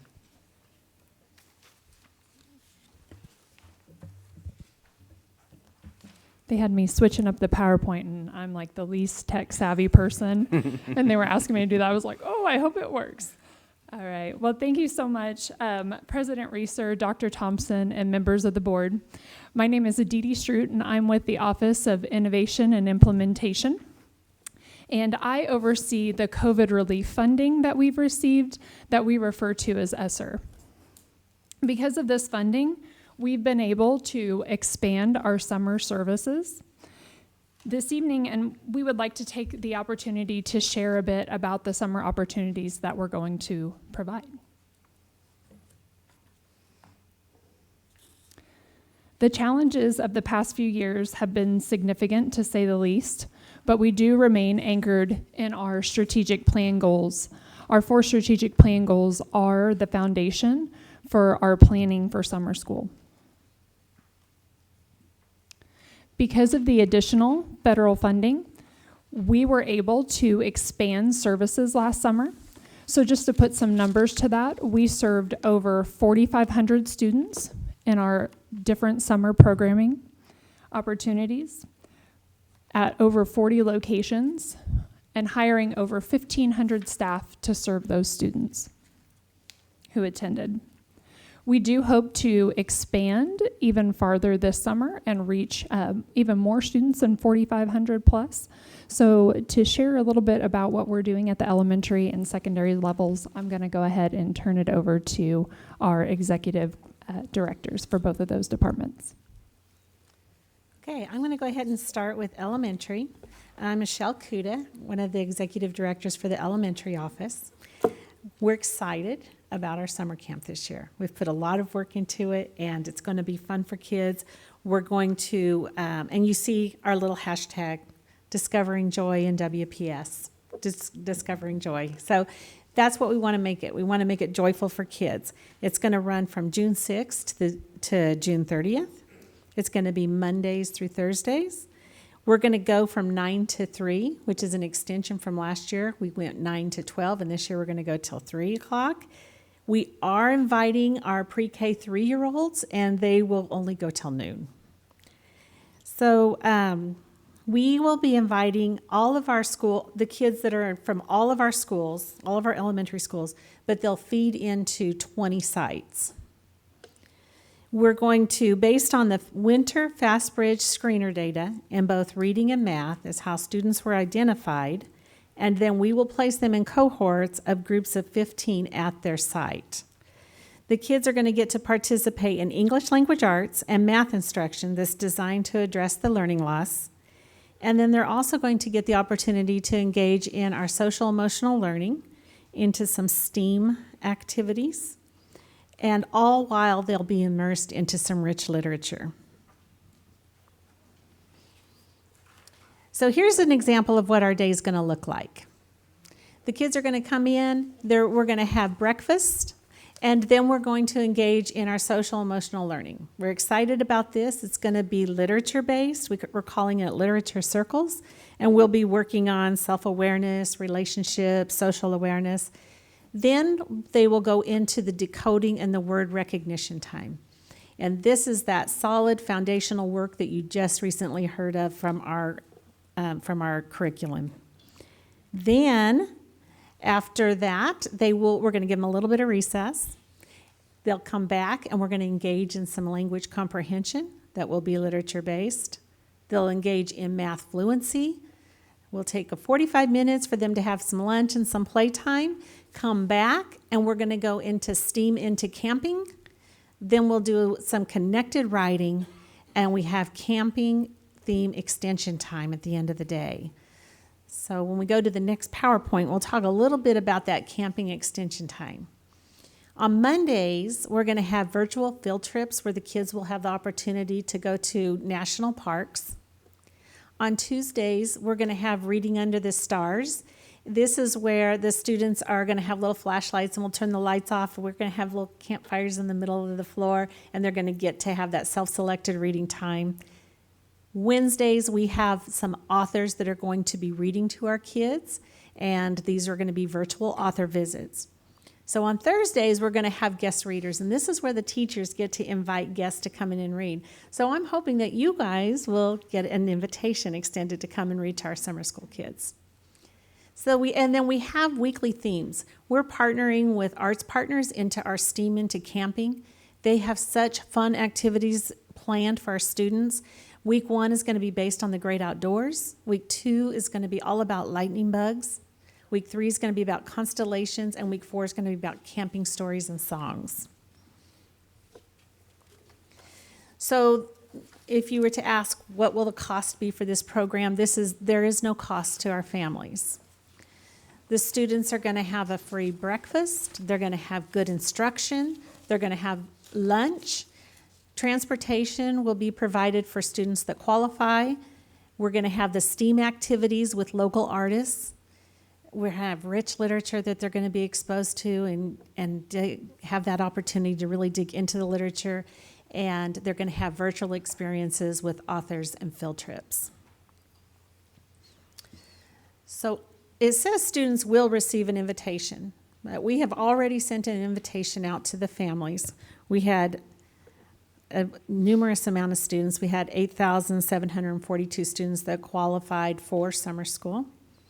So we're getting them enrolled, and we will have space will be determined by how much staff we have availability of.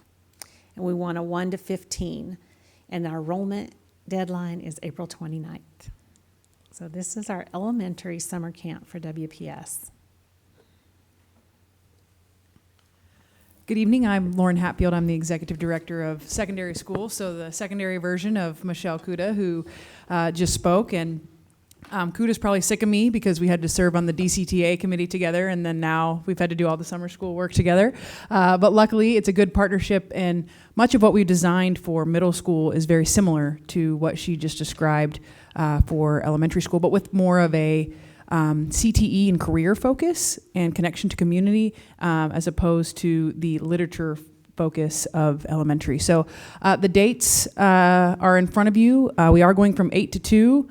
We were already feeding kids breakfast and lunch and taking them to school and home. So we figured let's add a couple more hours and give ourselves the opportunity to experience some of the amazing things that are offered in our community that kids might not have experienced without summer school. We're going to have 7 sites, and there's 1 site per comprehensive high school feeder pattern. So all of the kids that by address should go to Southeast High School would attend at Christa McAuliffe, for example. And the part of the reason we did that is because our secondary principals have said for a long time, we need to build pride in our feeder pattern. Like, we need our middle school kids to be excited that one day they're going to be Blue Aces, and we need them to be excited that one day, that they're going to be Grizzlies. And so part of this summer experience is to build some of that feeder pattern alignment for those kids so that they can be with each other and be prideful. And like, I'm a future Falcon, Dr. Thompson still has her Heights basketball shirt on. Our requirements for qualifying for summer school were the same as elementary. So all students that had some or high risk on their winter fast bridge score in both English and mathematics are our students that qualified.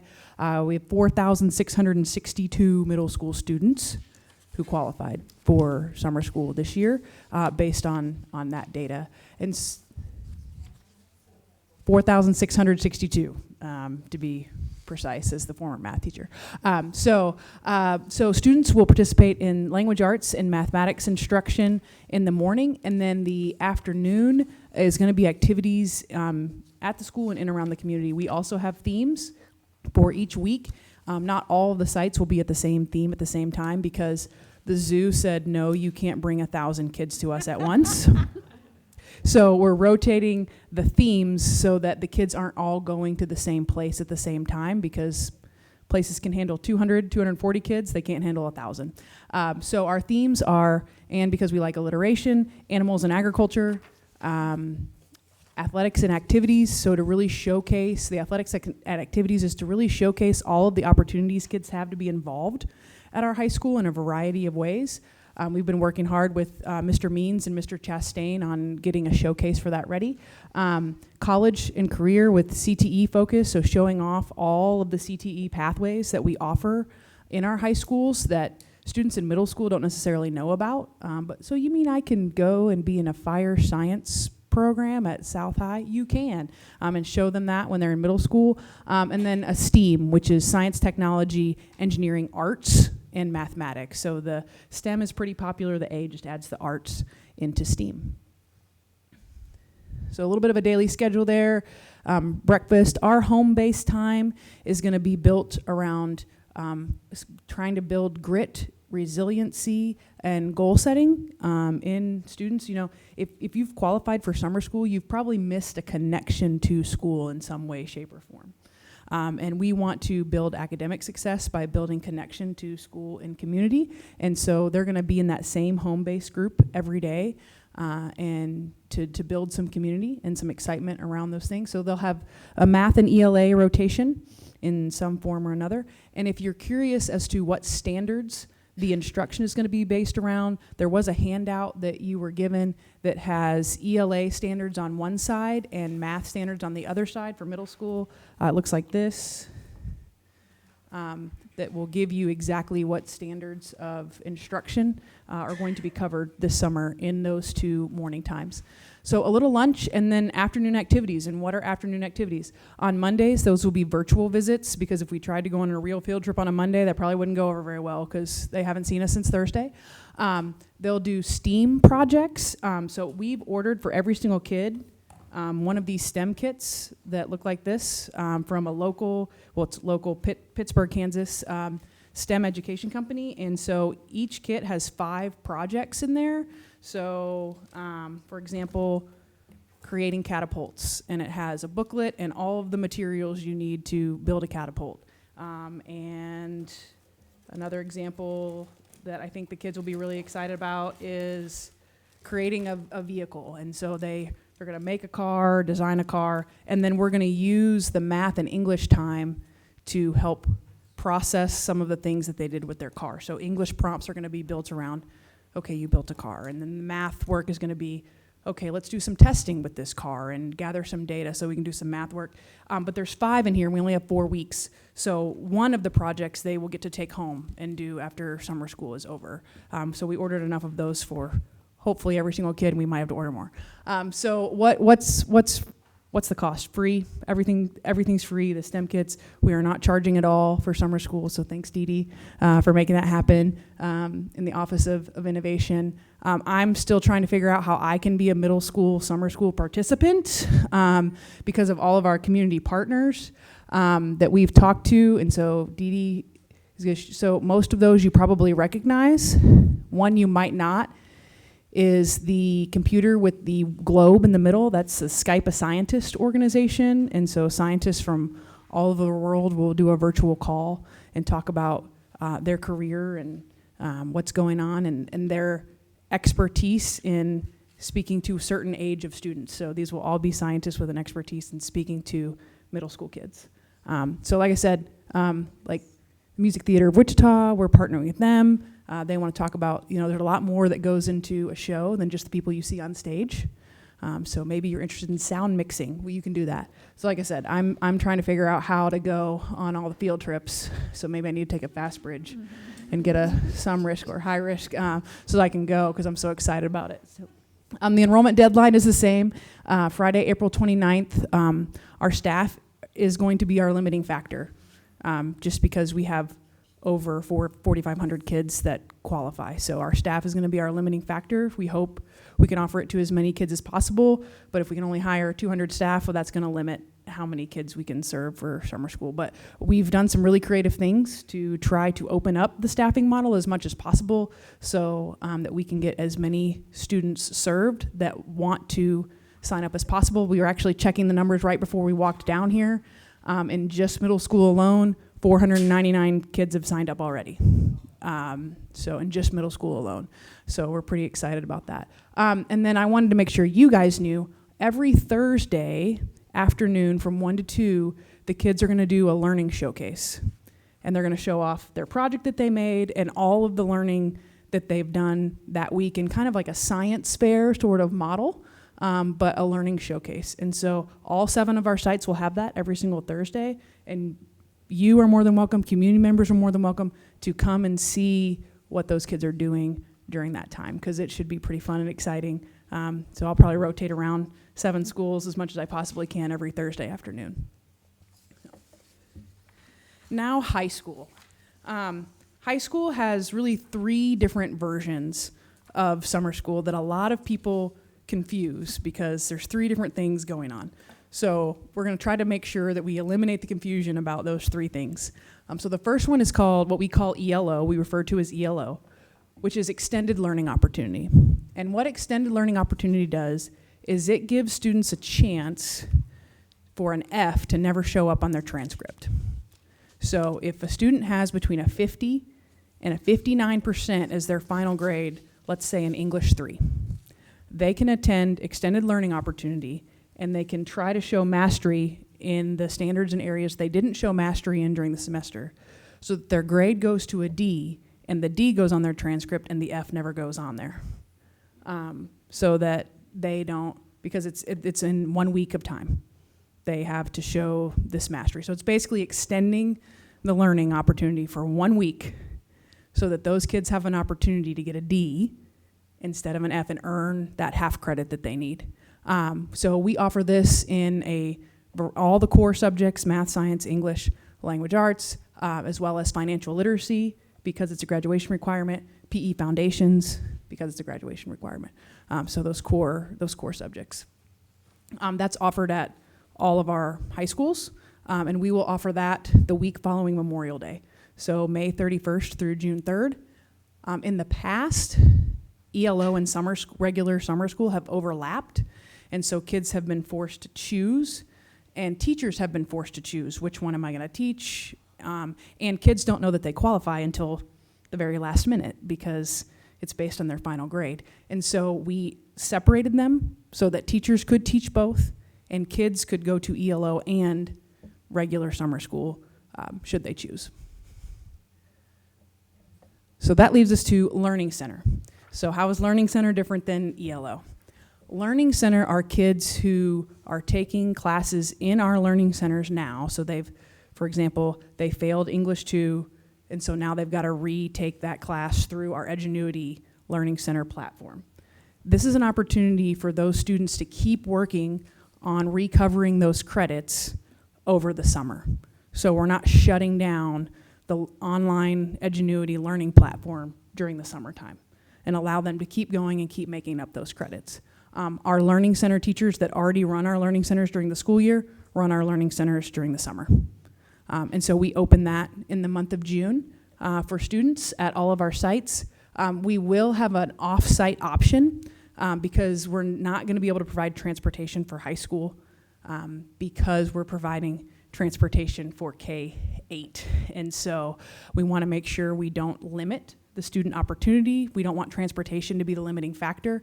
And so we are going to allow them to do some of that Edgenuity work off-site because it is an online platform. And then for them to take their tests or their final, they have to log into a Teams meeting and share their screen so that their Learning Center teacher can proctor the exam and make sure that everything's on the up and up while they're taking the exam.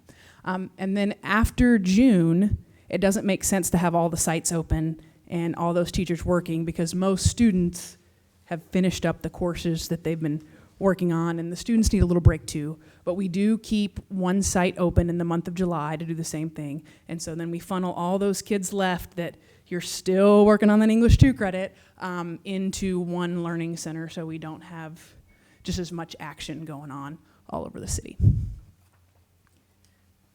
And that leads to regular old high school summer school. So high school summer school is 12 days in the month of June.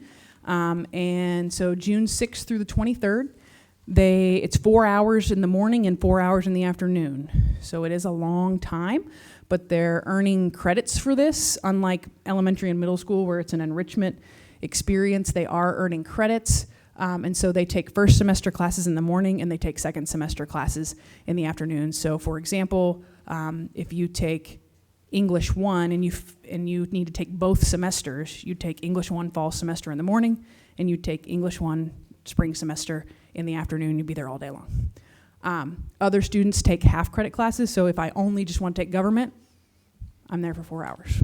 A lot of students take government and financial literacy because they're both half a credit.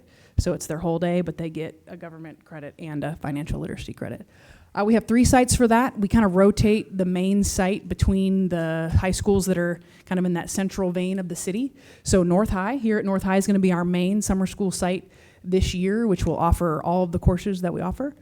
East High is always a site because of their pre-IB kids to have to take PE before they start high school to have enough space in their schedule. So they'll take PE at East High, and they also offer financial literacy for those students in IB at East High in the summer. And then finally, EIA will offer 60 slots each of government and financial literacy as virtual options for students during the summertime.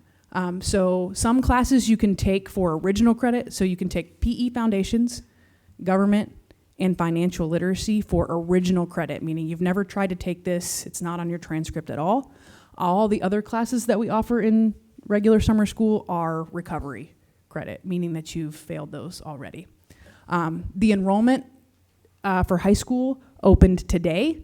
The brochure that you have that looks like this is all about regular old high school summer school, not ELO, not Learning Center. So enrollment opened today. And we leave that open through May 26th because if you fail English 2 right now, we need enough time for you to recognize, ooh, I could make that half a credit up this summer and turn around immediately and make it up. And so we want to leave it open as long as possible for those students who maybe weren't as successful in a course this fall or this spring as they hoped.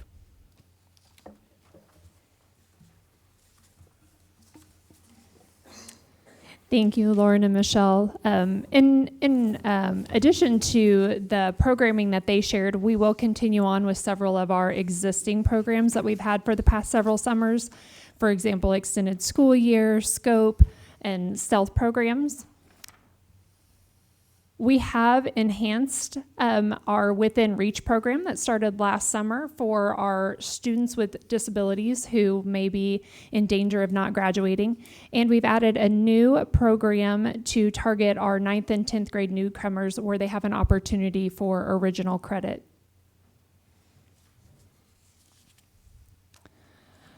That was a lot. We welcome questions and thoughts, but we do want to end with teachers and paras. We have many spots left to fill. We would love to accommodate. I was trying to do the math in my head, the potentially, 10, 12,000 students we may need to target. Yeah, that's not even high school, sorry, elementary and middle. So we would love to see as many teachers participating in our summer program alongside all of these students as possible. All right, at this time we'll take any questions that you all might have or thoughts. There are questions.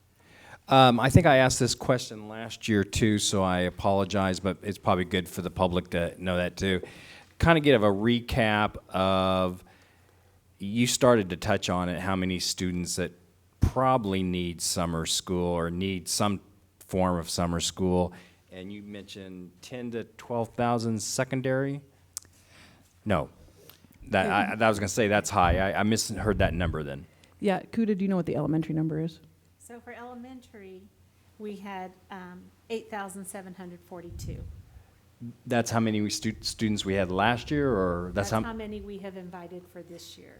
Okay, and that includes, that's the whole universe.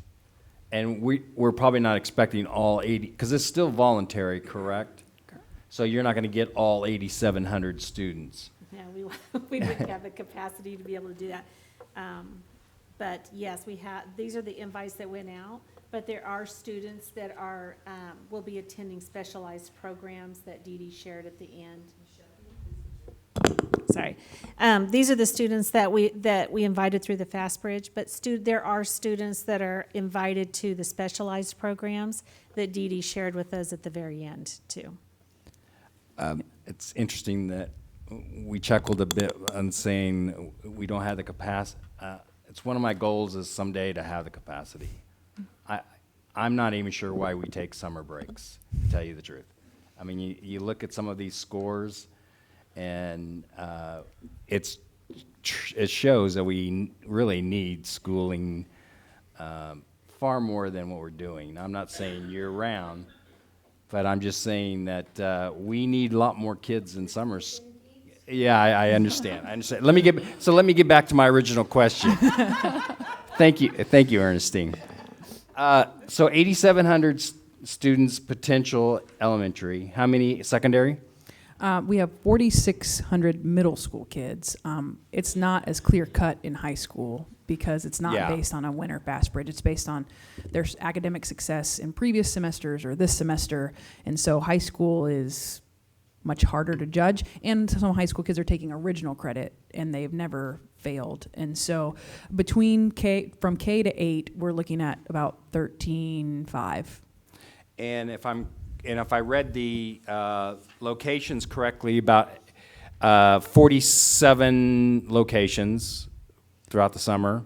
Nutrition Services puts it at 65. Okay. By the time we serve where our high school programming is, we've got community That makes sites sense. plus our sites and CUDA sites and the specialized program sites. So yeah, Nutrition Services is like we're tapping out at 65. We can't get food physically to any more places than that. So how many total students did we serve, let's say, last summer? You think you had 4,500 on that first slide. Yeah, 4,500, including elementary, secondary, and our specialized programs. So if we even tripled our summer program, we would be basically addressing what our needs are with Fast Bridge. And that 4,500, I believe, includes high school students from last year. And there's typically 800 to 900 kids in regular high school summer school alone, not counting ELO or Learning Center. And the deadline for applications is late April. April 29th for K-8. And then May 26th for regular high school summer school. ELO, they get an invite from their base building because it's based on, hey, your final grade was a 52%, please come make up this credit. And in order to do that type of a summer program, how much staff does it take? For ELO, Rough numbers, obviously. yeah, for ELO, we hire 9 staff members per site, 2 English, 2 math, 1 science, 1 social studies, 1 PE, 1 financial literacy, 1 student support. So each of those sites, high school, summer school, we're hiring 100 to 200 plus teachers, plus we've got paras, plus we've got support staff. Middle school, this year, we're hoping we can get at least 120 teachers, but that yet to be determined. You got my next, how many teachers do you need? Middle school? Yeah. We're hoping at least 120, but I don't know if that's way too low of an estimate or way too high of an estimate. It's too early to know. Thank you very much. Kathy? Thank you. You explained it very well, but I still have questions. Okay. Are teachers going to be able to recommend this program in the summertime for the students to their parents? Like, you know, Johnny's not doing very well. It would really benefit him if he would attend this, in addition to the invitation that the students are receiving. So in the elementary, we have already had our parent-teacher conferences, and at that time, the teachers did make the recommendation. Okay, great. Elementary, this is a summer camp. So if they are having a difficult time academically, is this going to reflect on their grades in elementary? So it's not even a graded, it's just a fun time. Mom and dad drop the kid off. They're going to have a great time. They're going to learn things. They're going to do activities. Okay. Okay, it's kind of like VBS without the, without the B. Okay, so how are our teachers going to be paid? Are they paid the same way as they are during your traditional school year? They will be paid an hourly rate, so our certified staff will make $40 per hour. This is the same as last summer. And our classified staff, paras, mainly $16 an hour. So that does vary from how they're currently paid. And are substitutes ever needed in summer school? I would say yes. So the way we worked it last year, we didn't use our substitute teachers. We used teachers that said, you know what, I want to teach, but I don't want to commit to an everyday thing. And so we ask each site to go ahead and identify a couple teachers that they can be on call when someone's sick or unable to be there. Okay. High school. Will the students in high school that are supposed to graduate this May, if they are failing right now, will they still be able to walk with their class without receiving a diploma until after the summer school session? No, we run a summer school graduation. We run a summer graduation on June 23rd. Okay. For all students that complete their graduation requirements between mid-May, when graduations start for our high schools, and the end of summer school. Okay, I think that's it. Thank you. Thank you, Kathy. Hazel? Okay, so you said that transportation would be provided for qualifying students. What determines what qualifies them? It's based on how far their house is from the school. In addition to, like, for example, you can say that, but then like CMA, that's not true because everyone qualifies for going to CMA because it's a hazardous route and you can't walk to school because there's no sidewalks or crosswalks or anything like that. So it's students that live outside that 2 mile So basically, radius. kids that are taking the bus now will take the bus. Right, but even more, because like, for example, if you go to Coleman now, you might walk, but Coleman kids would go to CMA, so Gotcha, okay. they'd get a bus. So it's basically anybody who's outside 2 miles of their summer school site that they would go to, or it could be inside 2 miles if there's not a safe way for them to walk to school. Okay, and the second question I have is, I think you mentioned this initially, but are all of these summer schools funded by our ESSER funds? Totally, I mean, completely? The majority of our elementary and secondary sites will be funded by ESSER funds. We do have some specialized programming that will be funded with their own particular funding strings. So for example, extended school year for our students with disabilities would be funded with IDEA funds, special education funds. Okay, thank you. And can I make sure Yes, that we're clear and make sure we're giving out accurate information? Fabian, is that 2.5 or is it 2.0 miles? That's what I thought. I just wanted to make sure that we didn't say 2 and parents hear 2 and then it's not accurate. It's 2.5. I just wanted for clarification. Yeah, and also for clarification purpose, for middle school, they're probably going to be transported from their closest elementary school, whereas elementary school, they're going to have like actual stops in neighborhoods like they do now. That's the plan anyway. Depends on, of course, how many kids we have. Thank you, Hazel. Thank you. Cheryl? Yes, thank you for this excellent presentation. I'm excited. It looks like we could more than double the number of students that we had last summer. And we now have data that says we really need you here, and we can do the work that needs to be done between now and the end of school to get the right kids so that we can continue to play catch up with them. My question is on high school, and I know that it depends on whether they pass the course or not, but when do you anticipate that students will be identified? I know they get their last grade, but teachers have a pretty good indication before the grades finally posted. So it in a depends lot on of cases. program, right? If we're talking ELO, we wait until all grades are posted because you've got to be in that 9% range, between the 50 and the 59. For regular high school, summer school, it's pretty obvious pretty quickly, but sometimes we ignore the writing on the wall until we literally see it on the wall, and so we want to make sure that we extend that deadline to as late as we possibly can to have the adequate information. But we are staffing as we go with models, so like we're looking at numbers a couple times a week going, oh, we need another math teacher. Oh, okay, now we got to hire another government teacher because we're going to have 2 more sections of government happening. So we're not waiting until the end of the enrollment deadline. Even K-8, we're already hiring teachers kind of as here's some minimums that we are sure we're going to hit. So we're already in the process of hiring kind of as slots fill up so that we're not waiting until the last minute for hiring. That's great.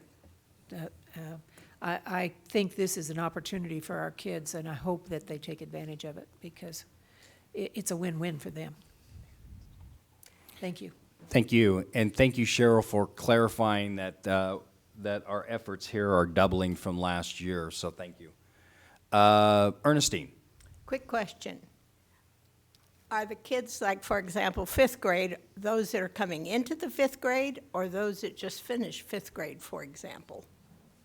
So it will be the students that just finished 5th grade will go into 5th grade summer school. Okay. This is lots of fun. What about kids that are not within that category of needing the help? Can they and their parents volunteer to come to this summer school program? I mean, the summer camp, the elementary summer camp. I'm not talking high school. So the ESSER dollars that we're using is for learning loss. So unfortunately, we will not be able to just allow anyone to attend. We have to definitely make sure we're targeting the appropriate students for the program. Okay. And Stan, I understand that you have days free, so you're going to be volunteering for this summer program, right? Put my mouth where...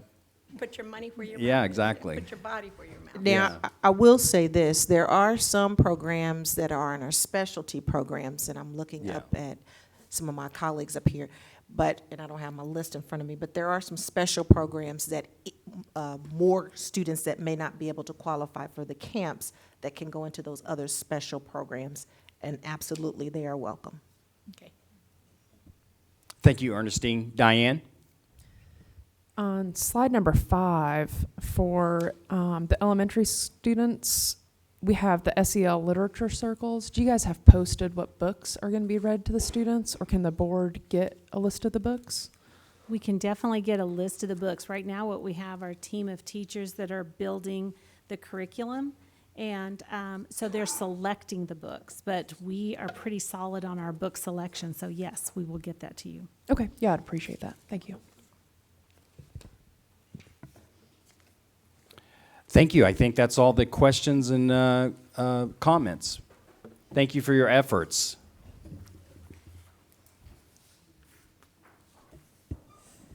And Dr. Thompson, yes. do you mind if I just put a plug out to parents? Please, if you're questioning whether or not your student qualifies, or if you want them to qualify for something in the summer, please reach out to your school to determine whether and which programs would be best suited for your child. And then again, I'd like to just say a special thank you to the teachers who have already raised their hand or well, I guess they are volunteering to spend a little bit of their summer doing summer school, because we know that that's another ask of you, and we know that your time is valuable, so we appreciate you applying and teaching. Ernestine? And I always forget and the paraeducators and all of the other support people who also apply, because your time is valuable too, and we appreciate you for signing up also to give us your time. Thank you. Ernestine?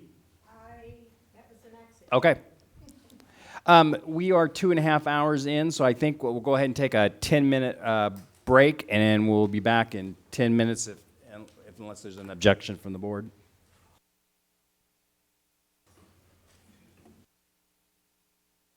We are returning from our break. Patrick, next item, please. Next item, consent.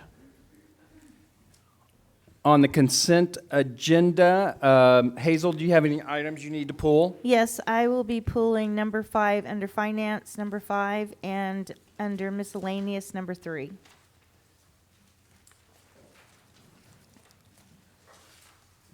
I'm sorry, could you repeat that? Under finance, number 5, and E, miscellaneous, number 3. Okay, under finance, I'm showing only 2 items. NEC? Yeah, it's there. I'm sorry. Oh, bids. Okay, so C1 and what else? E3. And E3. All right, thank you. Cheryl? I have nothing to pull this evening, thank you. Kathy? Yes, sir. Letter C6 and letter E3.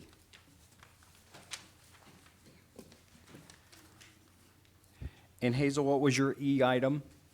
3. Okay, so both have pulled E3? Okay, got it. Julie? I was interested in pulling C6, but Kathy has already pulled it. Yeah, Kathy beat me to it. Which one is that? C6.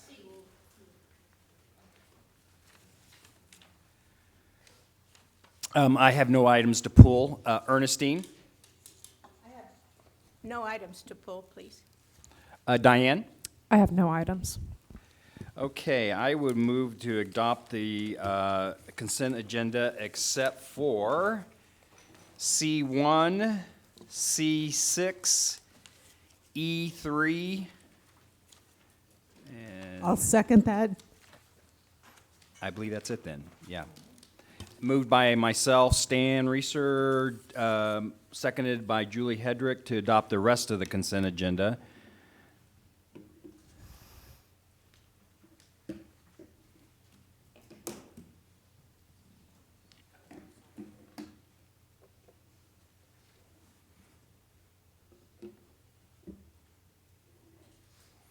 There you go. Motion carries 7-0. We'll start in alphabetical order. So C1, Hazel, under, you said 5? Yes, go ahead. It's, I'm asking about the company NEC, and I'm asking if this company currently supplies the hardware that's being replaced. I'm also asking if this $121,000 is an annual fee, and does that include, is there a warranty included in that? Is it gonna last 5 more years like the last one lasted? And will this fee also include support, maintenance, and if so, how long would that be for? The first year, the first 2 years, or Okay, great question, and I will call Rob to answer those questions. So that equipment is the virtualized equipment that our phone system sits on. NEC has been our vendor whenever I look back at our contracts all the way back to 2016. And so that hardware was put in place in 2016. So there is a warranty with it where they supply any support even after hours. We have 2 full-time NEC positions that are on our crew that work for NEC, and they're on site with us, every day, and so is there pay out of the 121,000, or their is pay is separate? not out of that. It's out of a renewal contract that you'll see on a yearly basis. But Okay. this is particularly the hardware that runs the phone system for the entire district. Okay, thank you. Yep.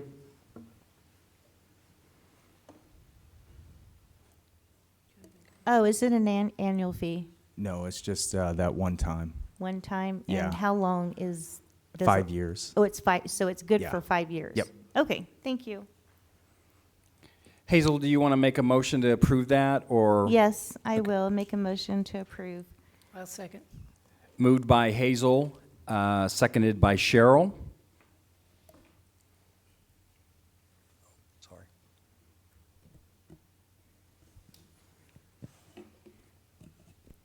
Yeah, you got it. Motion carries 7-0. Someone remind me what the next item is? Fuel for student transportation, 6. Thank you.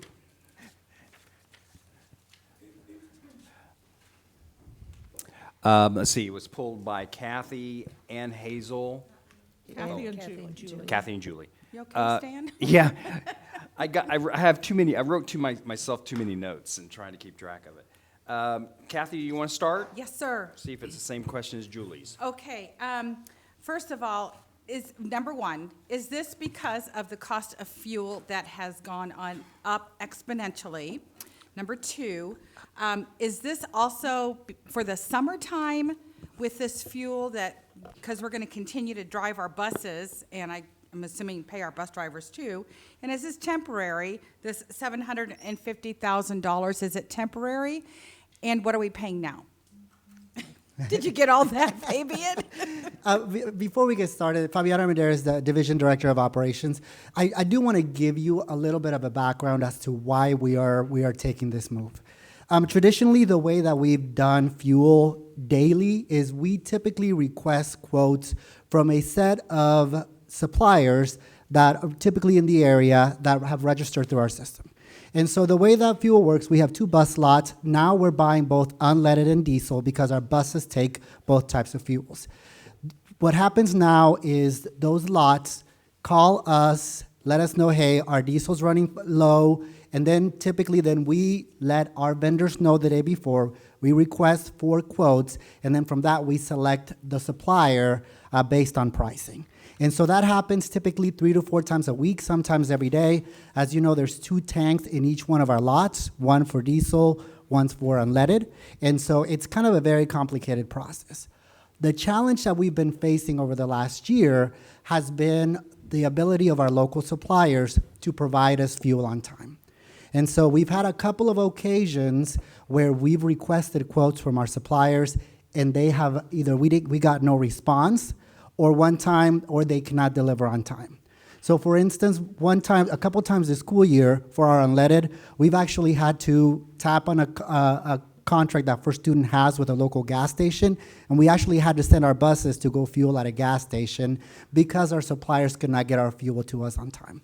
So there's been a few instances of us being on pins and needles with the delivery part of this piece, as we're talking about 420 buses, 365 of them that are on the road daily.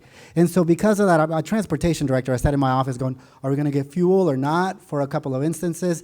The other part tied to this is even sometimes when we get a winning bid, because of the structure of the way transportation works, when our buses are out in the morning and out in the afternoon, we need them to deliver fuel between 1 and 3 p.m. in order for us not to impact the daily operation. Because of the driver shortage, the CDL driver shortage, A lot of companies don't have their own drivers that deliver the fuel, and so they've been challenged to deliver within our window. So we've had to have first students stay late or get there early in the morning. Now, what we're proposing today is not uncommon for a large organization to buy fuel in larger increments of time. And the way that we're doing is we're using Opus, and Opus is an industry standard, and then we're doing a markup, a small percentage markup that the company keeps. And so again, that's their profit. But as part of this, we're not only looking at pricing, we also requested from the quote that we asked, and we asked all of our current vendors, all our current suppliers, to provide a long-term quote for this particular item. We asked them to let us know, second, if they have a sort of fuel monitoring program that they can offer us, as well as if they have their own driver force that delivers fuel. Because by doing this, it ensures our delivery, because they have their own set of drivers that they can devote to delivering our fuel, versus whoever we award the quote daily, them having to find a third party to deliver fuel to us, which has been part of the challenge from what we understand. So the 750,000, that's a contract for the fuel. It's a not to exceed amount. So I want to make that very clear, that this is not guaranteeing them 300 or 750,000. What's going to end up happening is whatever fuel we utilize, like we do now, they're going to have a monitoring system in our fuel tanks. So as they get low, they will deliver. Now, we requested $750,000, which at current price right now for a typical day of operation is about 44 school days. So $750,000 gets us about 44 school days. Now, we don't know with summer what that's going to look like. You heard earlier that for once, we're not the reason why we're cutting things short. It's a staffing situation. So we don't know based on staffing what our summer school is going to look like. Right. And because of that, again, we're asking for the $750,000, which is 44 regular operational days. Another important piece to note is that this isn't just home to school, school to home fuel.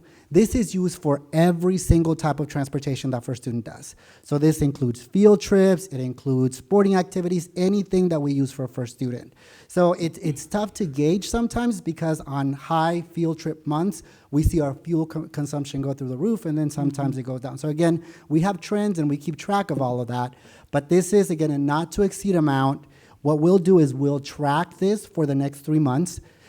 We've done some comparison already based on quoting that our potential provider has provided us from back dates, and the pricing is comparable. So we're not going to be paying more for this service, but we feel that by entering in this agreement, we become more of a priority to the vendor, and they can guarantee us fuel delivery so that we're not sitting on pins and needle.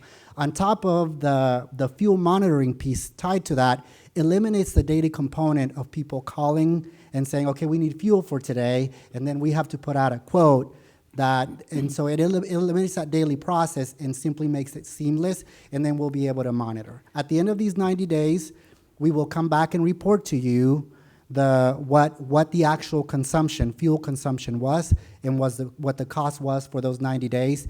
And then after this, the intent is for us to continue to report. If we choose to continue on this, under this agreement, because we can extend, then we will report to you quarterly what that consumption has been, which is what we currently do now. So the next 90 days, the buses are going to actually be driving less, because it's a summer program. That's going to happen. It's not the full school year. I do have a question. The 750 or up to, are you locked into that? So if the gas prices go way high, is it still going to be paying what you're paying? It's locked to Opus, which Opus gives kind of a standard pricing, and then there's a markup that the vendor does. And so it follows the market pretty well. Okay. And so again, those spot checks that we did for prior months were pretty comparable to what we've been paying for the daily request of quotes. It's going to be, because again, they based it on Opus too. And so we feel pretty comfortable that is the best way to safeguard the district. If prices go up, we'll pay whatever that markup is. If fuel prices go down, we'll pay the lower amount with the markup. So who's our supplier? Is it Opus or Mid-Kansas Co-op? Mid-Kansas Co-op is our supplier, but Opus is what they utilize to determine the prices. to mid Kansas. They determine the prices to mid Kansas, which tells us then this is how much it's going to be. Yep. Thank you.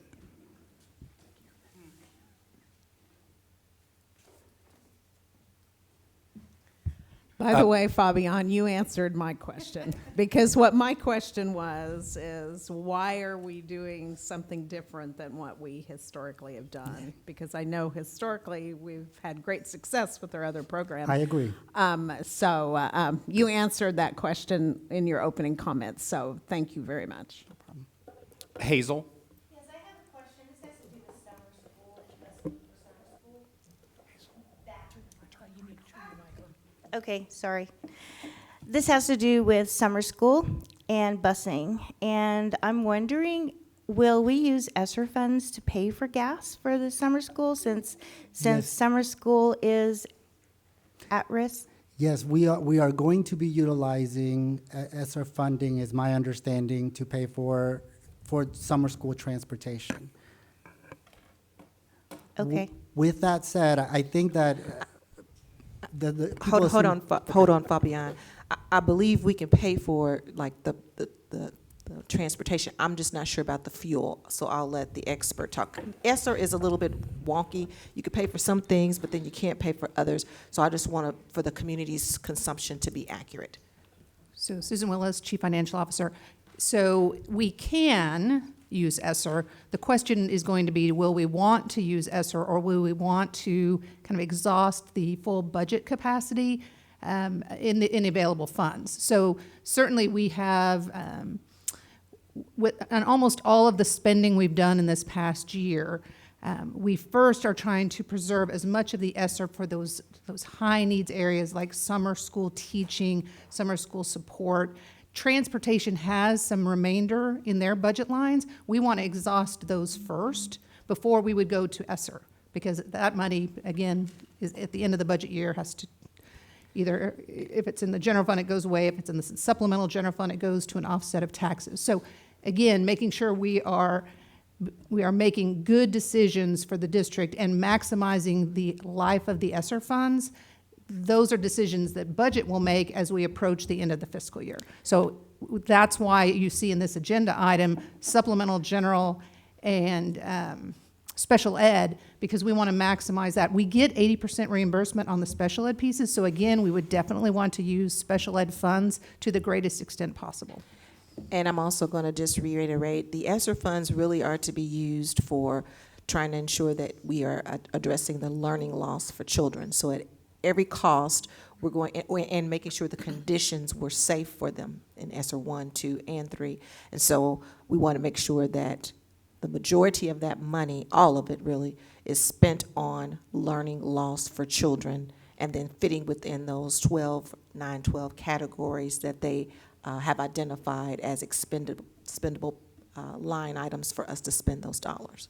Okay, thank you. Mm-hmm. Seeing no other questions about this item, Kathy or Hazel, would you like to make a motion? Yes, I'll make a motion to approve the $750,000 up to the cap of for fuel for student transportation. And I'll second it, Julie Hedrick. Moved by Kathy, seconded by Julie. You did. It's all good, Stan. No worries.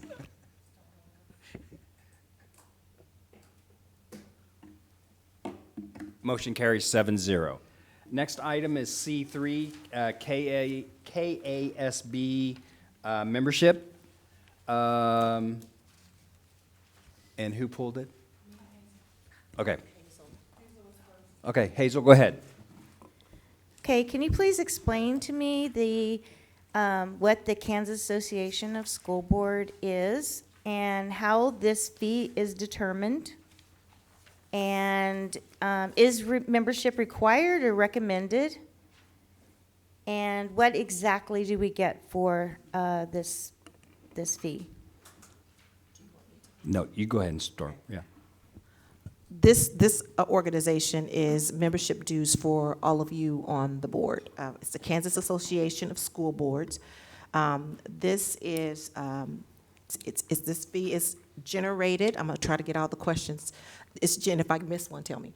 But it's generated for how many students you have in your school district. So there is a formula that they use, or a per student fee that they give, and I think it's around a couple dollars or so per student, and that's how they generate how much the fee is. It is not a mandatory board requirement that you have to do. I know that they strongly encourage members to participate because they want your voice and your leverage, especially being the largest school district in the state. They like to have input from you all as board members. You also have a guaranteed seat on the board of directors, so you are, I think that's the vice president position that is guaranteed to the Wichita Public Schools because you are the largest school district. No other school district has that. You have that portion, that opportunity there. There are also committees that they have, like a legislative committee.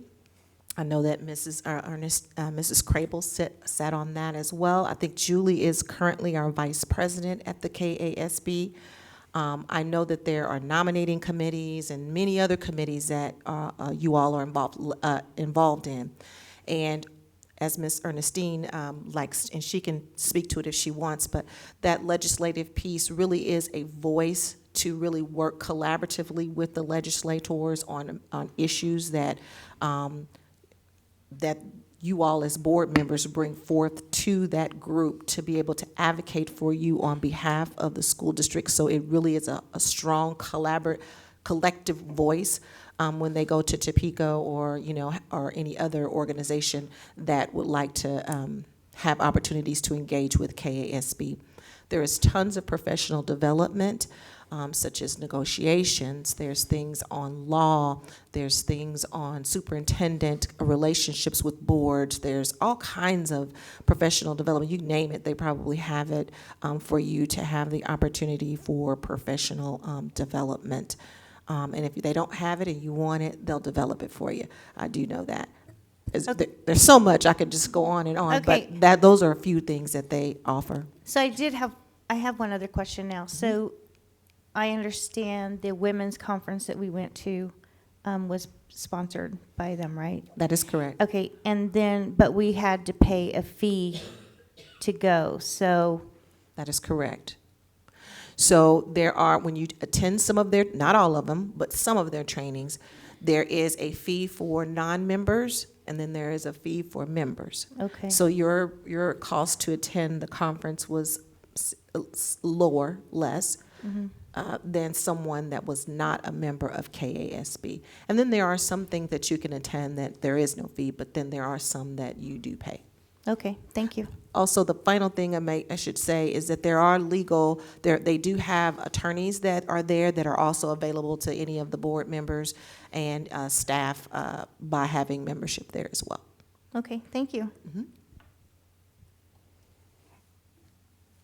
Me? Yes, I was. Kathy, go ahead. Stan, are you really okay? I was tonight? looking for your name, and My name? Okay. How long has USD 259 been a member of this organization? Forever? Okay. I can't give you a specific date. I would not be accurate. But I just know as long as I can remember, I've been here for 30 years. And okay. We heard last board meeting that there's going to be a financial shortfall, if I remember correctly. And I'm having a really hard time accepting $33,000. I can think of other places that perhaps we could use that money. Has there ever been a district that maybe took a break from the membership to use that money in another way that is more beneficial to the district than? I'm just having a hard time with $33,000. I'm not sure about what other districts have done, and I did not research that. Yeah. But I mean, you as a board, you all have the authority to make whatever decision you want about that. Right, and maybe it's because I'm new. I have not seen the benefits of this group, with the exception of attending that women's conference. So I'm just really having a hard time accepting this. I'm glad that you said it's not mandated. I would be very concerned if it was mandated, but that's a lot of money. $33,000 is a lot of money, so I'm just having a hard time accepting this. Thank you, Kathy. They also, one of the benefits of the KASB is the support our staff can get when questions come up.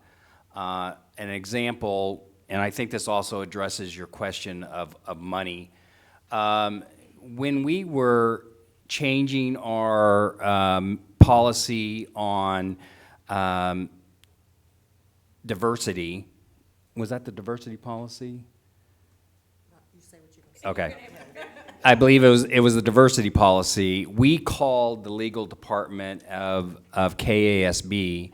At that time, Tom Powell was our attorney, and the information that we were able to get in a day's time versus paying for outside attorneys would have easily covered $31,000. So, and I think we've also utilized them for HR questions have come up that have saved us tens of thousands of dollars. The overall goal and the purpose of KASB that helps us is that we do not try to exist within a bubble. We are not, even though we are the largest school district in Kansas, we are not the only school district in Kansas. So it is a beneficial organization to be involved in. It keeps us connected with what's going on with Topeka. I think you mentioned the legislative efforts in that area, and Ernestine can expand on that if she wants. But we have received more in services than we have actually ever paid. Chime in just a little bit on that. So it wasn't just that policy. As the board has directed staff and I to review all of our board policies, sometimes we get caught with some of those board policies not knowing exactly what the new language is or should it be revised, those kinds of things. And we're able to send a lot of those policies there, and they kind of give us examples of policies from other school districts, or they will actually help us with some of the language in it as well. So I will say, I did not say that, but that is true too. Ernestine? Well, I am on the legislative committee, and right now, we did have a session where we went and lobbied in Topeka, and that, what they do is that the KASB does not take a position. It takes the position that all the members decide is to be the position. So Julie's on the board that will, and so for example, there's been some recent things in which that looked like the legislature was trying to mandate that every school board would do thus and such all alike, whether you were Tiny Peabody or whether you were Wichita, Kansas. And so one of the things that the KASB board has on a regular basis done is we believe in local control. We believe that school boards should be able to make the decisions on certain things for themselves. And so in order to keep an eye on what is being put in all of those huge bills that are before the legislature, they keep track of all that's going. And every Friday at noon, I'm on a Zoom call and get that week's final whatever's up that and they give the estimate as to whether or not that this one is this one, do they think that it's going to last, it's going to go through, or is this one that we ought to be concerned with based on what we have helped to vote as to what our standards are. So it's all of the board members. It's sort of like a giant school board. It's all of the school board members from all of the districts in the state of Kansas. And we make the decision as to we want them to go and find out about. The most recent thing was that there was a national company that had lobbied the state and the legislature that they should be that we should mandate to every district that every district would hire that company to do any kind of math repair kids. Not just that they, anyway. And we had enough of us that said, wait a minute, our district has already got a plan and we're already doing this and this and this. Why must we add to that something just because the state legislature has heard from this one company, a national company? And so it was able to have our voice heard through our leaders at in Topeka and KS. Can't even say it, all of that. And what's happened is that now they've changed that, they amended that bill, and it's now going to say that something should be done in every district to remedy any math loss. Well, fine, we can go ahead and make our own decision. We know that we need to remedy the math loss. We don't need to be told a specific national for-profit company needs to come to every single school district in the state of Kansas. So I am in favor of the KASB because it's like us. We make our policies, and then that is a group of school board people from all over the state of Kansas, and they're all of the members of the state of school board. And then there's employees, but the employees, just like this superintendent, doesn't do something if we don't have a policy and telling her to do it. That's the same thing with the KASB. I don't think that $33,000 for a district that has 40,000 students, 47,000, 43,000 is very much, because I think we get our money's worth. I did want to say one other thing, is that they have training for all school board lawyers to learn the latest thing of what's the federals and what the state laws are going to mean that school board lawyers have to know and be up to date. They have training for us. In case we needed to hire a new superintendent, they have training on what you do about to go get a new superintendent, how you go about hiring it, what are your standards and that sort of thing. So there's a training for just about anything that we as board members need to know. Thank you, Ernestine. Cheryl? Example where I have used them is when our superintendent was moving on a contract where the law is very clear. You have to evaluate once a year for the first 3 years. And then it becomes a little bit less clear on what we do with superintendent's valuation after that. So I contacted their attorneys. They very concisely and quickly sent me the information that laid out exactly what we needed to do as a board. And I happened to be board president at the time. That's the reason I was doing that. So we could tell, the superintendent what our intention was and how we would follow up with her evaluation. That would have been information that our attorneys here, our local attorneys, could have found, but they would have had to have spent hours and hours digging for it, where they had it at a fingertip and I got it within a day and we were able to move.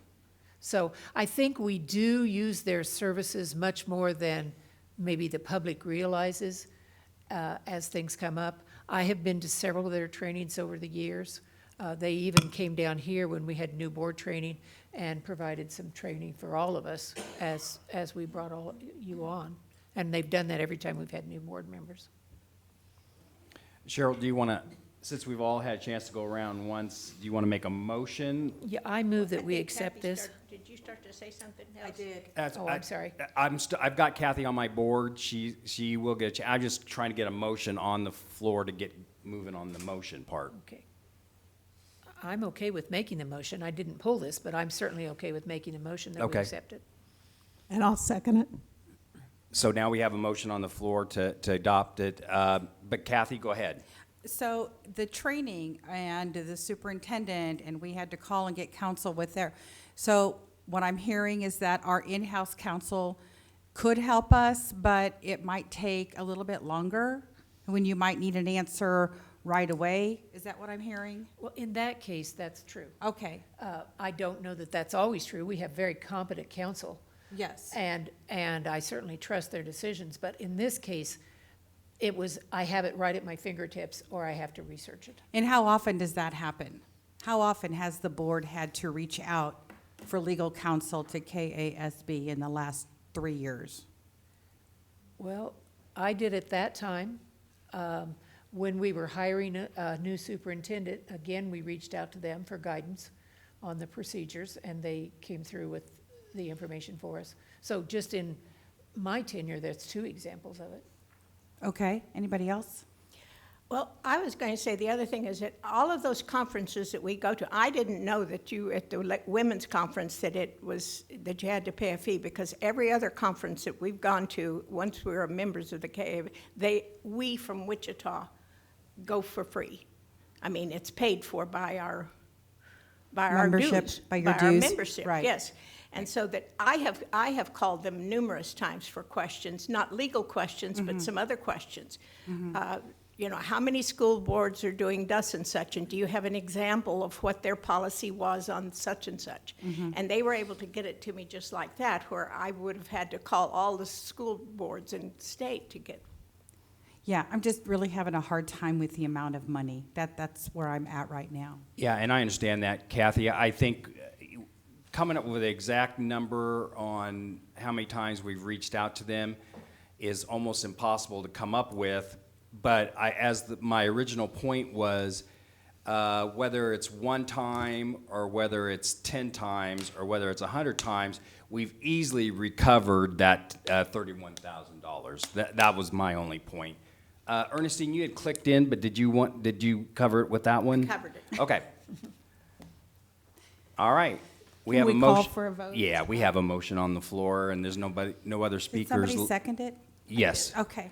And there's no other speakers on the list, so we will take a vote. The motion is to adopt C3 membership dues, Kansas Association of School Board.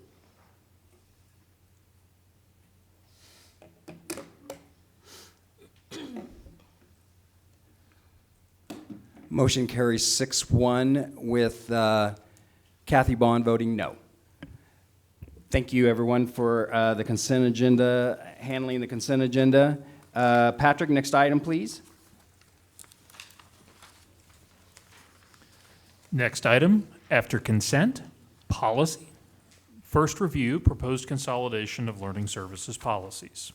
As part of an ongoing effort to consolidate BOE policies, administration proposes the following consolidation of learning services policies. Policy 1350, pre-kindergarten programs, updates to AIPs. Dr. Thompson? So as promised, we took a break as we didn't want to make too many more decisions about policies until our new board members were on board. And now they're on board and they've gotten their feet wet. And so it's time to resume board policies. And so we started out again and just to resume. So you'll see board policies come back to you every month. We'll add more, and sometimes there could be many of them to review, but we'll start out slow and we'll go as slow or as fast as you all direct me to go. And so I just started out slow, and we have 1 policy for us to review as our first read.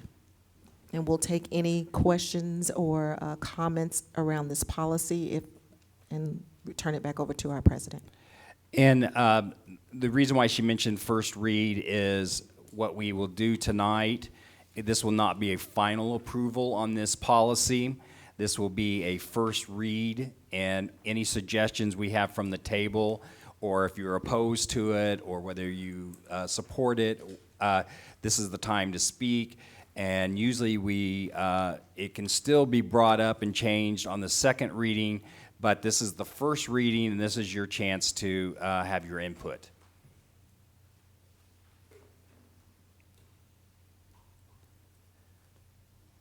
Seeing none, this is the first review of the above policy, and we will have this on the agenda in the future for the final reading. Patrick, next item, please. Next item, finance budget report.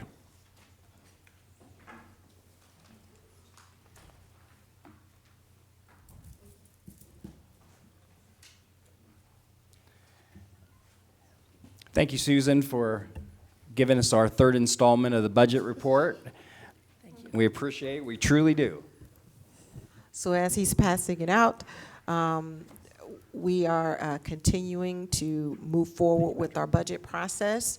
And as promised, and as you are going to love having us here, maybe all the way up until maybe October-ish or so, we will be having monthly meetings with our finance as we continue to build the budget. I'm saying October. How about December? No, I'm just kidding. Dr. Thompson, please. I'm just kidding. All right. So without further ado, everyone has their documents, so let's begin. Thank you. Good evening, President Reeser, Dr. Thompson, members of the board. Tonight, as indicated, we are again providing another layer of information related to our budget development process.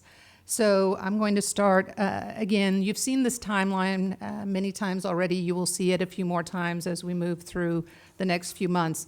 But this is our road to budget adoption, and the March through May timeframe is when we're giving you some of that basic foundational information and information as it becomes clear in the estimating process.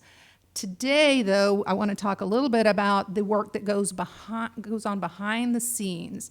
So just about as soon as the board adopts a budget in September, we begin budget preparation for the next fiscal year. So it really is, it is an around the calendar process, and really it starts for us with the 9/20 count data. So just as soon as we get that information, we actually start meeting with our programs, and we are talking through what, if any, budget adjustments need to be made based on the actual counts versus those estimates that we built into the budget.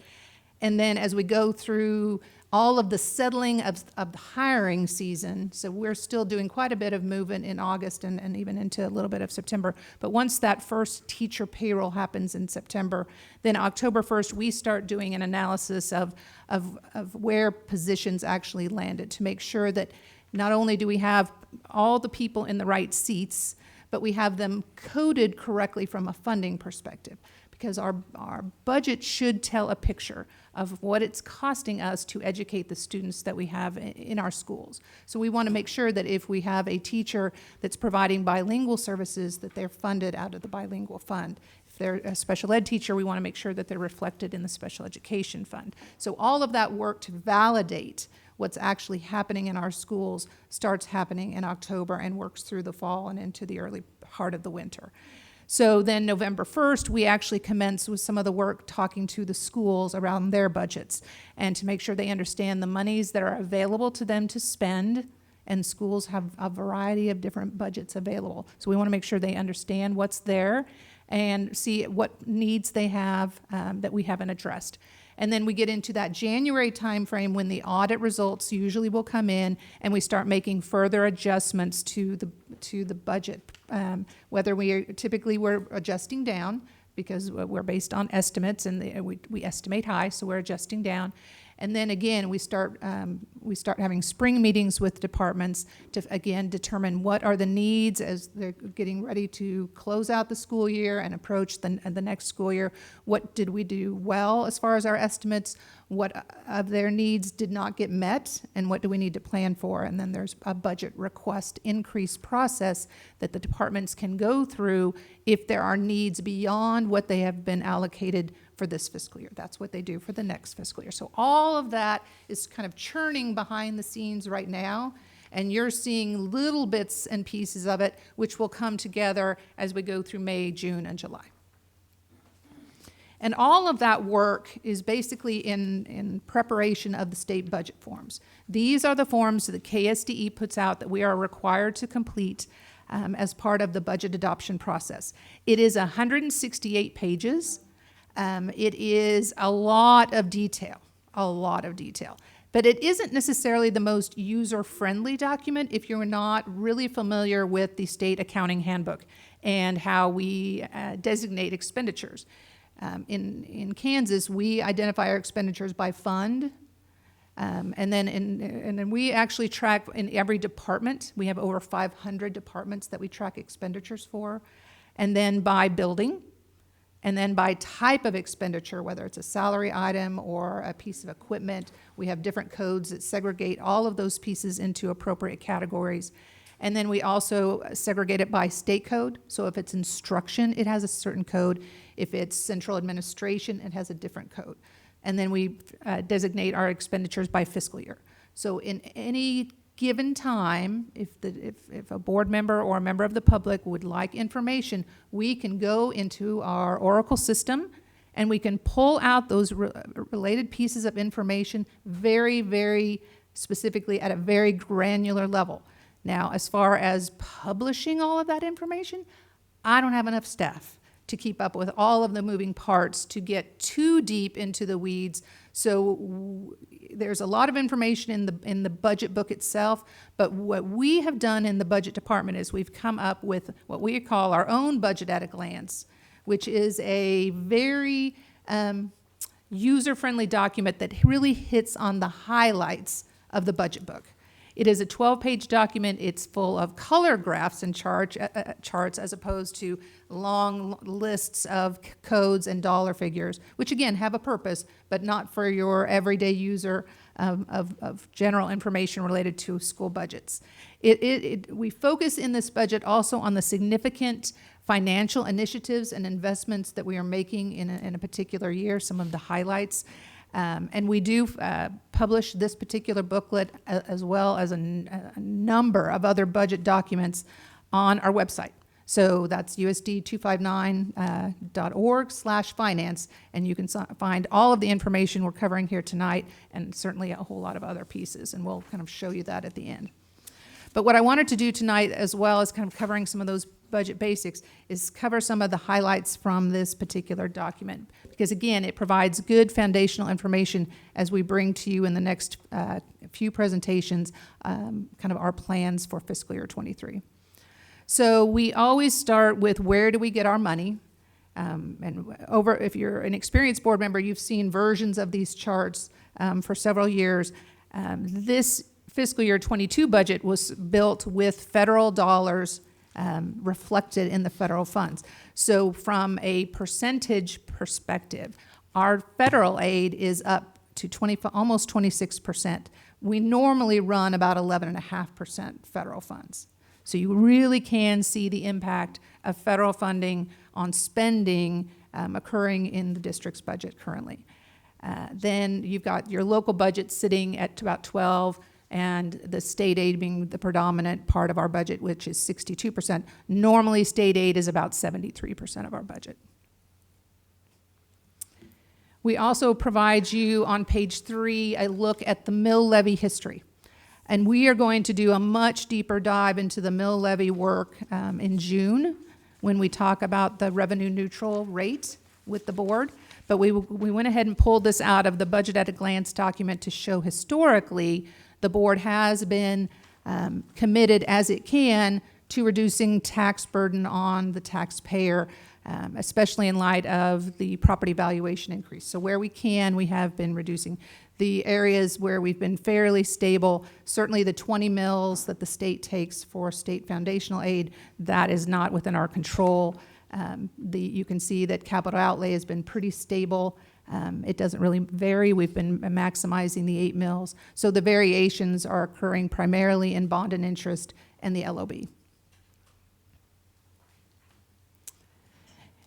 The budget breakdown, so when we're talking about the revenues that come into the district, we do segregate, and this information is on page 4 of the budget at a glance. We do segregate the funds as restricted versus unrestricted funds.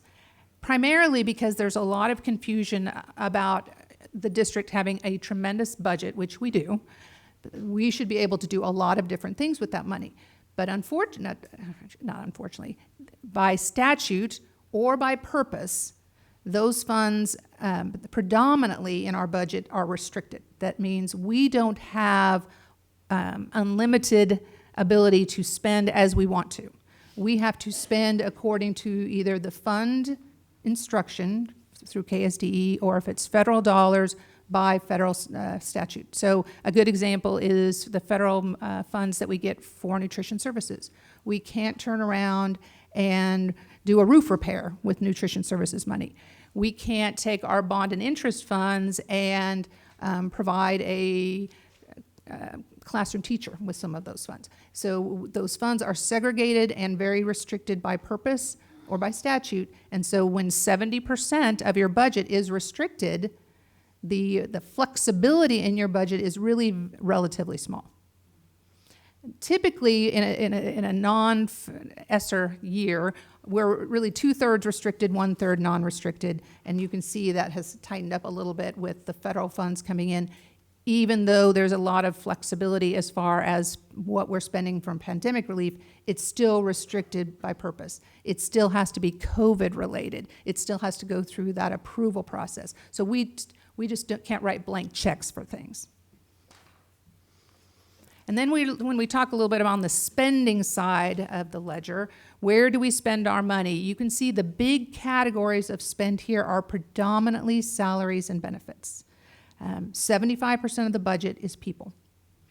So you certainly, and I think Ms. Bond, you mentioned having up some budgetary shortfall. You certainly can look at places that are not people. You're just not going to get a whole lot of relief because that's not where the big pieces of the budget lie. The big pieces of the budget lie in staffing. So, and then other parts like bond payments, again, very little flexibility to do much in those areas because those are defined and we have to make those payments. So again, this chart, which is on page 4 of your budget at a glance, really the purpose here is to show you how much of the budget is really surrounding staff. So we have in the adopted budget, you have all the information by fund. So you can go and look at what the general fund is budgeted for, and you can look at what the supplemental general fund is budgeted for, and you can look at special ed and all the major funds. What this particular chart, and it's on pages 3 and 4, it's across the bottom, what this particular chart does is takes that information and breaks it down just a little bit more. So now you can see the elementary instructional spend. You can see the virtual education spend. You can see 4-year-old at risk. Some of the programmatic breakdowns as opposed to just having the general fund, right? Because the general fund, we'll have 400 million and change, but you don't really know how that's breaking down at a particular level. So that's what this chart does, is it breaks it down just a little bit more. Now, it doesn't go down, say, a step further. For example, I think, Ms. Albert, you had asked about Magnet at the last meeting. You don't see Magnet on this chart because Magnet lives in student support. So some of those other programs are in here. They're just living under these umbrella categories. Because again, I can't make a chart that will fit all the 500 programs we're tracking. So we're trying to give you the big picture here. You can see elementary instruction, and if you add the 2 percentages for middle and high, are pretty comparable. We're pretty evenly allocated along those 2 lines. Special ed obviously being another big chunk of our budget, and then the CAPERS is actually one of the higher pieces. The rest are, again, from a percentage standpoint, relatively small. But really for this chart, I wanted to show you that kind of relatively even allocation. And if you look at the student counts, they're allocated in very similar ways, elementary versus middle and high.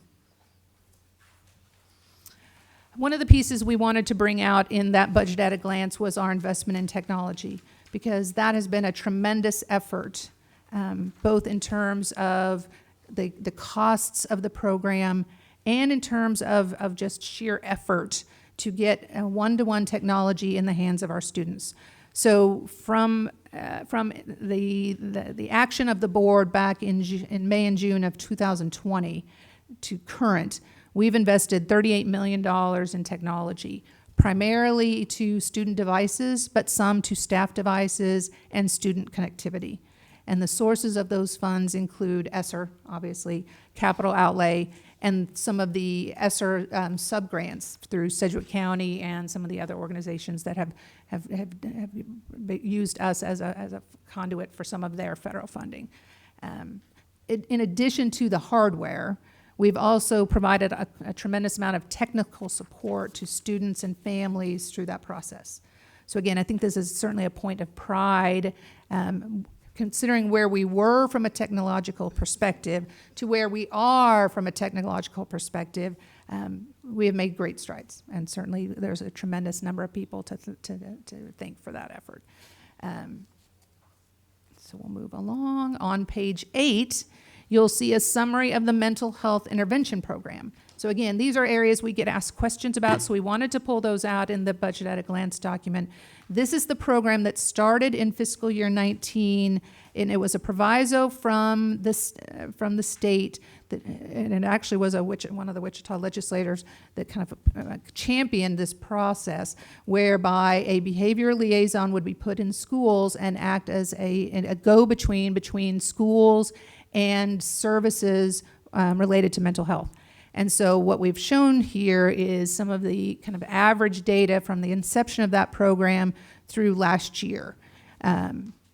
Improved behavior, close to 70%, improved academic performance, 60% of the students, 71% improved attendance, which that is not an insignificant number for us. The cost of the program, that includes the pass-through to ComCare, is almost $2.7 million. So on an average number of students served of $806, that's a cost of $33.40 per student, which is high. Our piece of that isn't that is from our budget is more like $450,000. So from our perspective, it's 500 and change.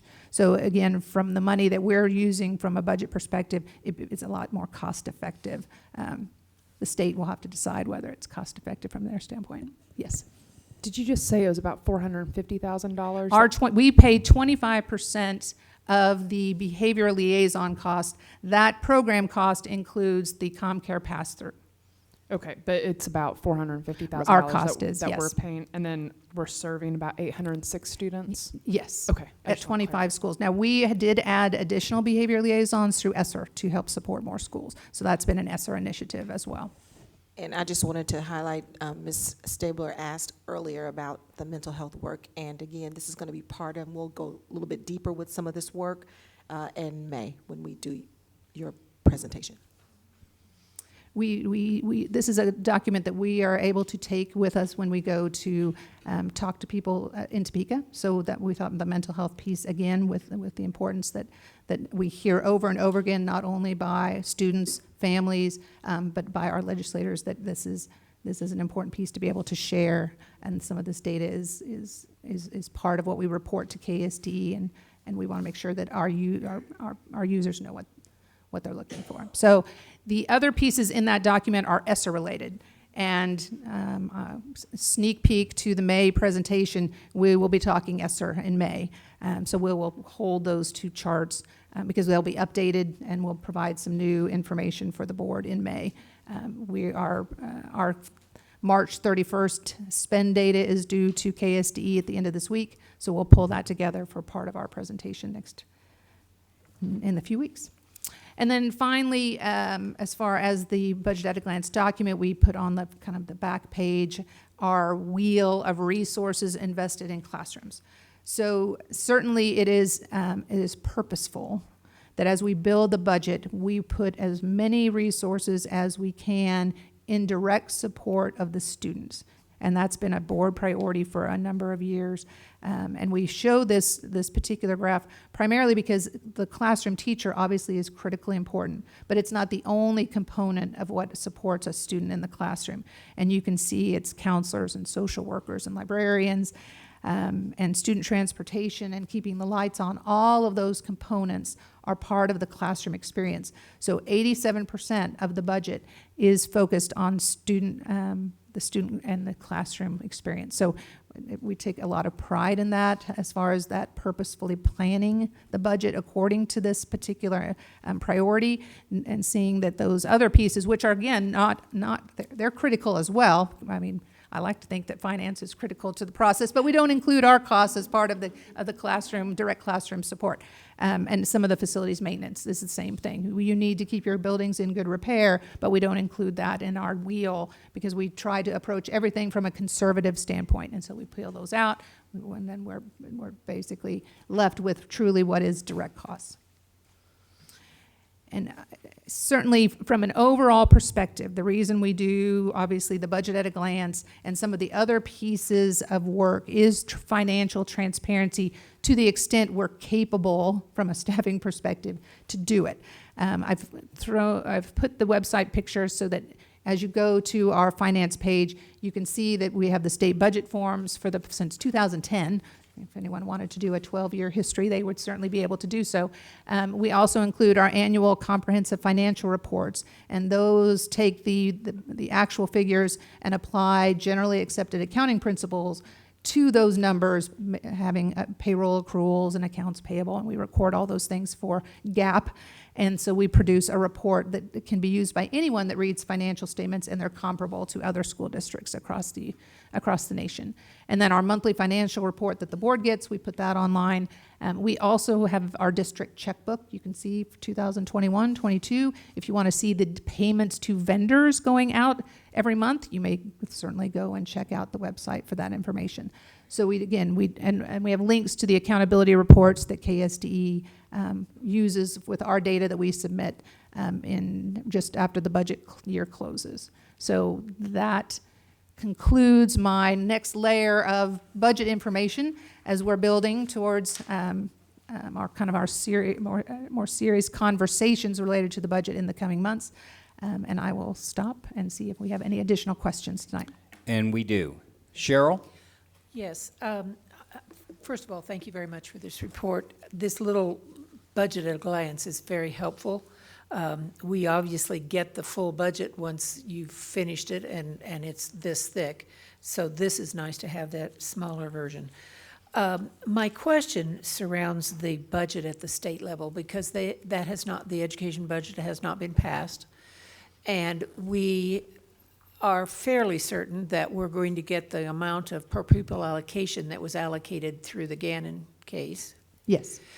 Do you foresee anything that could affect our budget right I don't now? foresee anything financially as far as not a reduction in any sort of base aid per pupil. I don't see them pulling back on the other pieces of aid that we get. I haven't seen any of that. There will be some additional work on the board's perspective on probably the needs assessment work, if that bill passes. And again, it's not work that hasn't been embedded in the budget process for years. It will just have to be a more, here it is the information coming out of each school, and the board will have to review some of that information as part of the process. So we tended to do that in more summary fashion. Now you're going to see it in more individual pieces and parts. And there was at one point in time in the legislature talk about the at-risk funds being changed in some way. Has that gone away? I've not seen any discussion on any more restrictions on spending related to at-risk. We do still have the sunset of high density, but that isn't until next year. Okay. And that'll be a fiscal year 24 issue. So it's not a this year's budget Correct. issue, it's a next Right. year's. Thank you. Thank you, Cheryl. My question is basically just for the public knowledge. When we show our total budget of $771 million, is the ESSER funds that you show on page 5 and 7, are those in addition to the 771, or are they included in that 770? That's Right. So, and the 771 isn't even a complete budget number because we exclude pieces and parts of that, primarily related to capital outlay projects. So again, depending on what you're looking at, and you'll have to read the fine print, right? Because it says it doesn't include X, Y, and Z, so read the fine print. We budgeted about $100 million and change of ESSER in fiscal year 22. So it wouldn't reflect the full award, just what we thought we might spend on the high side in this fiscal year. And we won't hit that for this fiscal year because we don't have any of our capital projects currently rolling yet. So what would you, if you include ESSER and our total budget, and what is that number? Well, we passed, the board passed a budget, and it's on the Code 99, so I'm going to quote it specifically.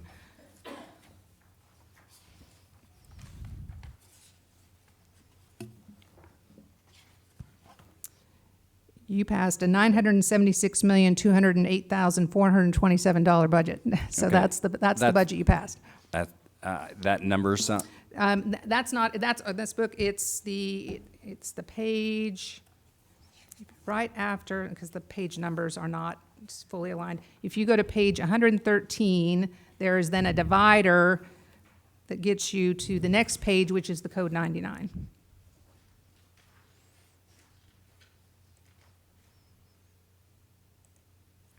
And you'll be looking at the net USD expenditures at the bottom of the 2021-22 proposed budget line. and the second part of my question, Susan, is we show that transportation, which includes fuel, is about 4% of our, almost 5, excuse me, 4.8. Is that, how much of an increase is that from the previous year? I think we were playing around with it during the question of the fuel contracts, but I guess what the board really wants to know is how much more are we spent, how much has the rising cost in fuel really affected our budget? So the transportation contract itself, which does not include the fuel, we handle the fuel independent of that contract. That contract is going up 2.5% annually. So that there's a CPI increase in that first student contract. Because I remember we put that down Yes. last year as a budget challenge. Yes. Yeah. Fuel, we obviously we budget at an average rate. So yes, as it's climbed, up, that certainly is something we're now watching to make sure that at least we know what's happening in the fuel lines. But again, similar to the conversation we had on magnet, really we might overshoot a fuel line as far as a budgetary line. As long as I'm under overall in transportation, I'm not overly concerned yet. But if we get into the $4.55 range, I will get more concerned as far as being able to sustain that, and for how long will we have to sustain that. So again, some of that line level budget, so the fuel may definitely Right.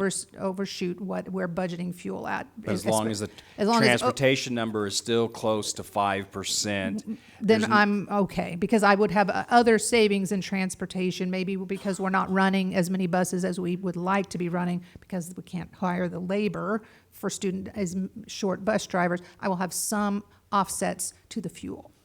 So it's a huge nuisance to us and to the taxpayers that the price of fuel is going up, but we have it, it's not a crisis situation, a budget crisis situation yet. Right, and I would say this is where the budget, the board's work on contingency reserve benefits us. Because if you have this tremendous spike in fuel, which was unexpected based on conditions going on in the world, that's where you can go to look for some one-year support. And then hopefully the price comes down. I mean, that's the perfect example of why a healthy contingency reserve is important to the budget for these really strange one-off or once every 15-year events that you can't plan for. We can plan for some variations, and that's why we might average. We think fuel is going to be $3 a gallon, and if it runs $2.50, we're a little bit to the good. If it runs $3.50, we've got to figure out how to cover. When it goes to $4.55, then you're looking at, okay, what are we not going to do? Or if we think that's a short-term situation, you can look at contingency reserve. So at least the board has more choices than it did when our contingency reserve was sitting much lower. Thank you. Kathy? Okay, is this third tier of the ESSER funds what was put into this budget right here?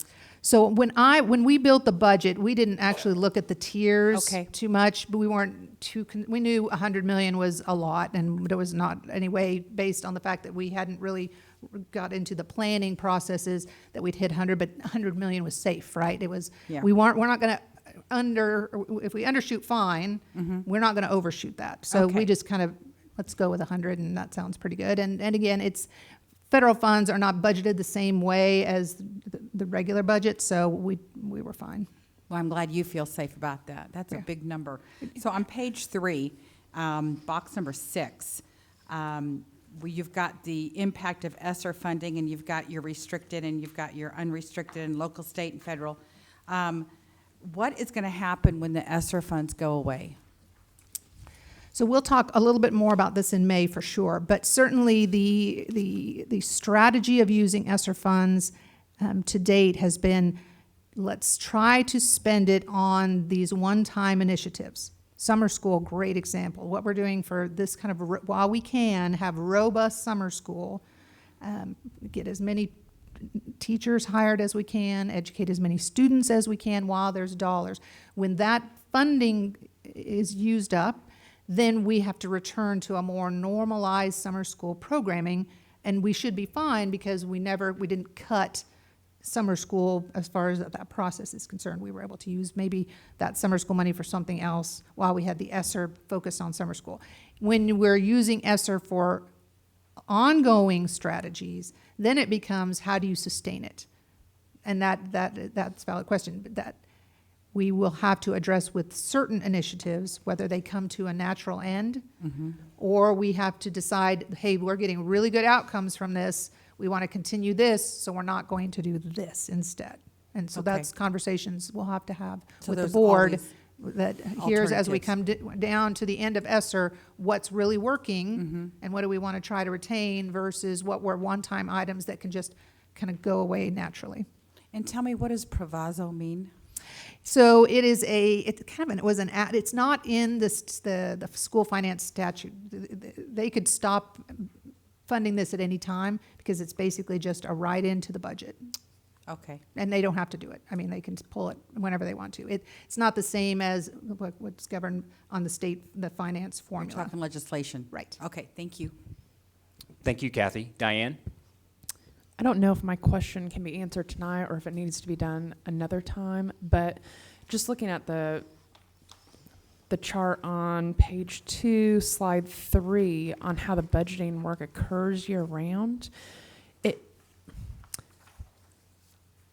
I'm a little bit confused on how we assess needs, like with the presentation that we had on the 3rd grade reading, and then how we make the budget for the buildings. It seems a little bit backwards, like the budget is coming after the needs assessment, and so how are we lining dollars with the needs per the building? So that's a great point. As far as, I think we could bring you back a little bit more information, and we're going to have to anyway because we're going to be talking a lot about needs assessment work. So if we can table that question, I think we're going to handle it here, if not May, June for sure. Okay. Because it'll be part. It seems like we're a year behind. Like we assess the needs, and then we've got the budget, but then there are definitely some moving parts there, and we want to make sure we cover that completely, especially in light of, I think we're actually going to get new needs assessment guidance coming out of this bill, and we'll want to incorporate a lot of that into our conversation so that we give you that complete picture. But I'll let Superintendent Thompson. Susan, you might want to talk just a little bit about what we've done to date of going out to the schools and getting those needs assessments. So we've done our version of it, but just kind of share what we did. Sure. So what we've done is in kind of in preparation for fiscal year 23, we pulled all the data related to the school's operations. So all their FTE, all their allocation, because we allocate a certain amount per student per school, very similar to the formula itself. So a school gets a base amount per pupil, and then if they have a high at risk, they get additional dollars. So we do the very same thing at the school level that the state does for us. Okay. And so we use that model. And so then once we allocate those funds, and then we don't have schools try to control their FTE, because way too many moving parts. So the FTE is handled centrally based on their student populations. And that way, as if a particular school is in heavier decline, we can work with the elementary and secondary offices to say, okay, we've got maybe a little bit lower class sizes. You probably need to do some shifting. We did not do that during the pandemic because of the issues with subs and just the overall kind of issues going on at the school level. And really, I'm very happy that we didn't, because I can't imagine us trying to handle all of the absences related to quarantine if we had actually gone in and trimmed staff before that. So I'm glad it worked out the way it did. But certainly now, as we're kind of coming out of those, we are looking at where those shifts can be made, where we can capture things through attrition. So that work's being done. But when we met with schools, we did that validation process, right? In Synergy, which is the student information system, it says your teacher's teaching X, but the funding is Y. So what is actually going on? So we made those changes. We kind of walked through, here's your general fund allocation, here is what you have in student materials fees. If you're a title building, here's your title budget, here's what you've been allocated for ESSER, so that if you have building needs right now, here are the funds available to you to meet those needs, and you don't have to come and talk to budget about it. You can go get what you need. So really, when the school needs something from a budget perspective, typically they're looking for people. They're needing FTE. If they need a supply item, they can either purchase it themselves, or if it is like a major furniture purchase, they might have their conversation with their elementary or secondary leadership. But most of those things can happen at the school level during the course of a school year. It's the FTE changes, those are the ones that we'll look at as part of how many do we need to add or shift as we go into the next fiscal year. Okay, and you mentioned, you've referenced a bill that might be changing some things. What bill are you referencing? I believe the number, it's Senate Bill 362. I think that's right. I don't have it right off the top of I'd look it up, but I don't want to mess with the computer. I think it's 362. Does it have to do with school finance? It's specific to the needs assessment process. Okay. And again, it has some board requirements related to, as you adopt a budget, you have to certify you've looked at those items. So again, it's not that we haven't done that over years, year over year over year. We have always taken into account the school-based need. We just haven't said Adams Elementary needs blank. That's pretty weedy for a board, and 90 schools worth of need, especially knowing we're not going to be able to meet all needs, then it just becomes an exercise a little bit in frustration. Well, you need it, but we can't, we're not having enough allocation to do that this year. Well, it'll be on the list. So again, you'll see a little bit more of the weeds related to that process. Okay, thank you. Thank you, Diane. Any other questions? Thank you, Susan, for this installment of the budget. We look forward to next month as well. Thank you. Patrick, next item, please. Next item, miscellaneous superintendent's report. I have none, thanks. Next item. Next item, Board of Education report and requests. Diane, do you have any reports or requests? I'll just be real quick due to time. A few of the things that I went to highlight since the last board meeting is I attended SuperSAC and sat in on 2 different groups of students they answered the 5 questions and just heard their feedback about that. I went to the JROTC National Awards Ceremony, which was fun because I was a participant in JROTC back when I was in high school here, and got to pass out some awards and shake some hands, and so that was a lot of fun for that. I also went to Clark Elementary, hosted a community Easter egg hunt, which was a lot of fun. Got to meet a lot of families. We had probably about 250 families from the community and the school that participated in that. We had a great showing. Lunch was served. A lot of Easter eggs were searched for on the school grounds, and we just had a great day with that. And then I also sat in on the youth leaders panel that was at AMAC on Saturday, where I heard about students talk about the mental health issues and the civic engagement. And then I went and toured East High School to look at the science wing that is under construction. I met with the principal there and met with the student council over lunch today. So that was fun. Thank you, Diane. Ernestine? Compared to her? No, I have nothing. No. Make me feel bad. I can walk now, though. We're very happy about that. In order to save a little time, I will skip having a report this month as well. Julie? No report or requests tonight. Kathy? Okay. I also attended mock-up interviews for some of our seniors at Northwest High School. Was very impressed with their maturity. Kids seem to grow up a little bit faster these days than when I did. I also went to the SuperSAC and was very impressed and kind of sad with some of their feedback that they got, that they almost feel like they've lost part of their youth because of COVID. So I really felt sad for that, but it was good. And I, too, was with Diane and Hazel when we were giving out the awards at Heights for JROTC. And me too. And you, yes, and you too, Julie, I'm sorry.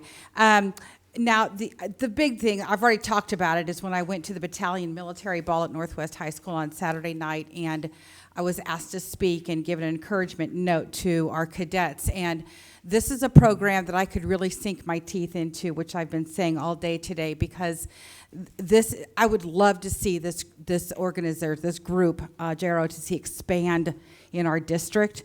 And I don't know how that would work. I'm glad I've got 4 years to figure it out. And I just think it's a wonderful, wonderful opportunity for our kids. And it doesn't mean that they have to enlist when they get out of high school, but it's an awful good experience for them. So I just have 2 requests, not 15. So how long would it take to gather all the inventory of our school libraries? And we talked about that pretty long time. And how many school buildings display our national motto? That's it. All right, thank you, Kathy. Cheryl? Yeah, I did quite a few things, but the 2 that are a little bit different is I went to Reality U and helped with the Reality U at Southeast High School with the Pando initiative. Yeah. Very interesting. It's an exercise for students to get real world experience of, I have to pay car payments and I have to do this and I have to do that, but I only make $2,000 a month. And so I've got to take 3 more jobs in order to pay for the Tesla car that I bought, so, but good experience for the students. Those are happening all over our district, and Pando helped sponsor those. I did go to Northwest to a forensic competition that was for all of our schools and surrounding school districts, and was a judge at that, which was a brand new experience for me, but I enjoyed it very much. We are starting state assessments out in our buildings now. They started this last week, and they will continue for another couple of weeks. So parents, please get your kids home and in bed early when they're taking a state assessment. Those are big deals, and we need to have our kids do as well as they can on them. Thank you, Cheryl. Hazel? I would like to share that I continue to visit my schools in District 6. I've attended several PTO meetings, student council meetings, and I've even had lunch with some students. I attended with Stan and Julie the Quivira Boy Scout Council on my honor breakfast, which was a wonderful experience. Also SuperSAC, SuperSAC, Superintendent Student Advisory Committee. I attended that, and of course, JROTC National Award Ceremony. I sat in at the Youth Leadership Panel that was included a minority council, a minority panel, and one thing that I really was impressed with in that meeting and the SuperSAC was how articulate the students are. They really do express themselves, and they want to express themselves. So I think it's really important that we listen, to what they're saying. I had the opportunity to attend the Evergreen Library ribbon cutting ceremony on Saturday, and I'd also like to just say that I would like to mention that the Native American Indian Education will be hosting their Schools Out powwow, and it's slated for May 14th at 650 North Seneca. I just wanted to put that out, and I do have 2 requests. The first one is, what is the current curriculum for Kansas history and grades that it's taught in? The second one is, what is the current curriculum in USD 259 for Indian studies, and what grades are being taught Indian history?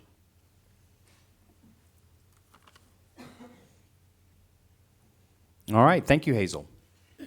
Patrick, next item, please. Next item executive session. Did we skip new business? Oh. My apologies. Next item is new business.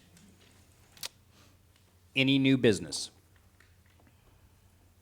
Seeing none. Patrick, next item. Next item, executive session. Now we can go to executive session.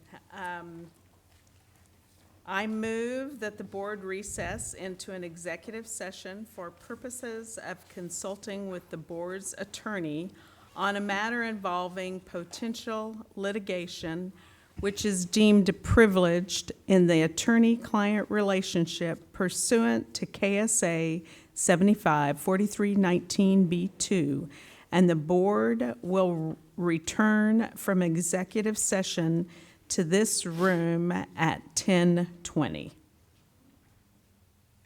I'll second that.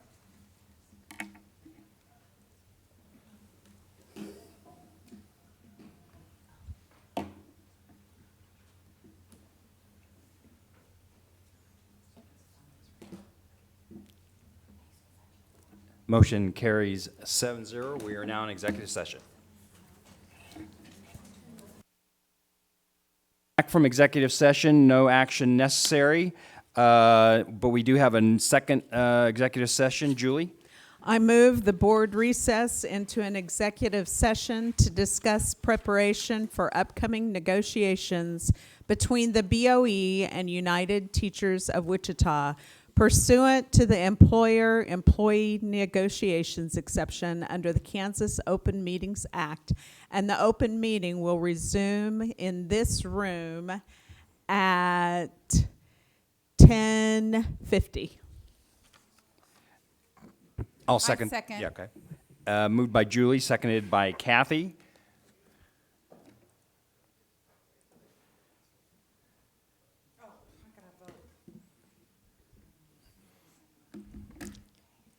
Motion carries 4-0.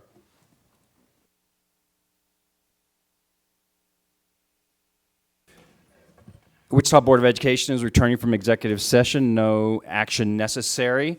Patrick, next item, please. Next item, adjournment. Motion to adjourn. Second. Moved by Julie, seconded by Kathy. And we could probably do this by hand. Motion carries 7-0. We will now take a Board photo. an official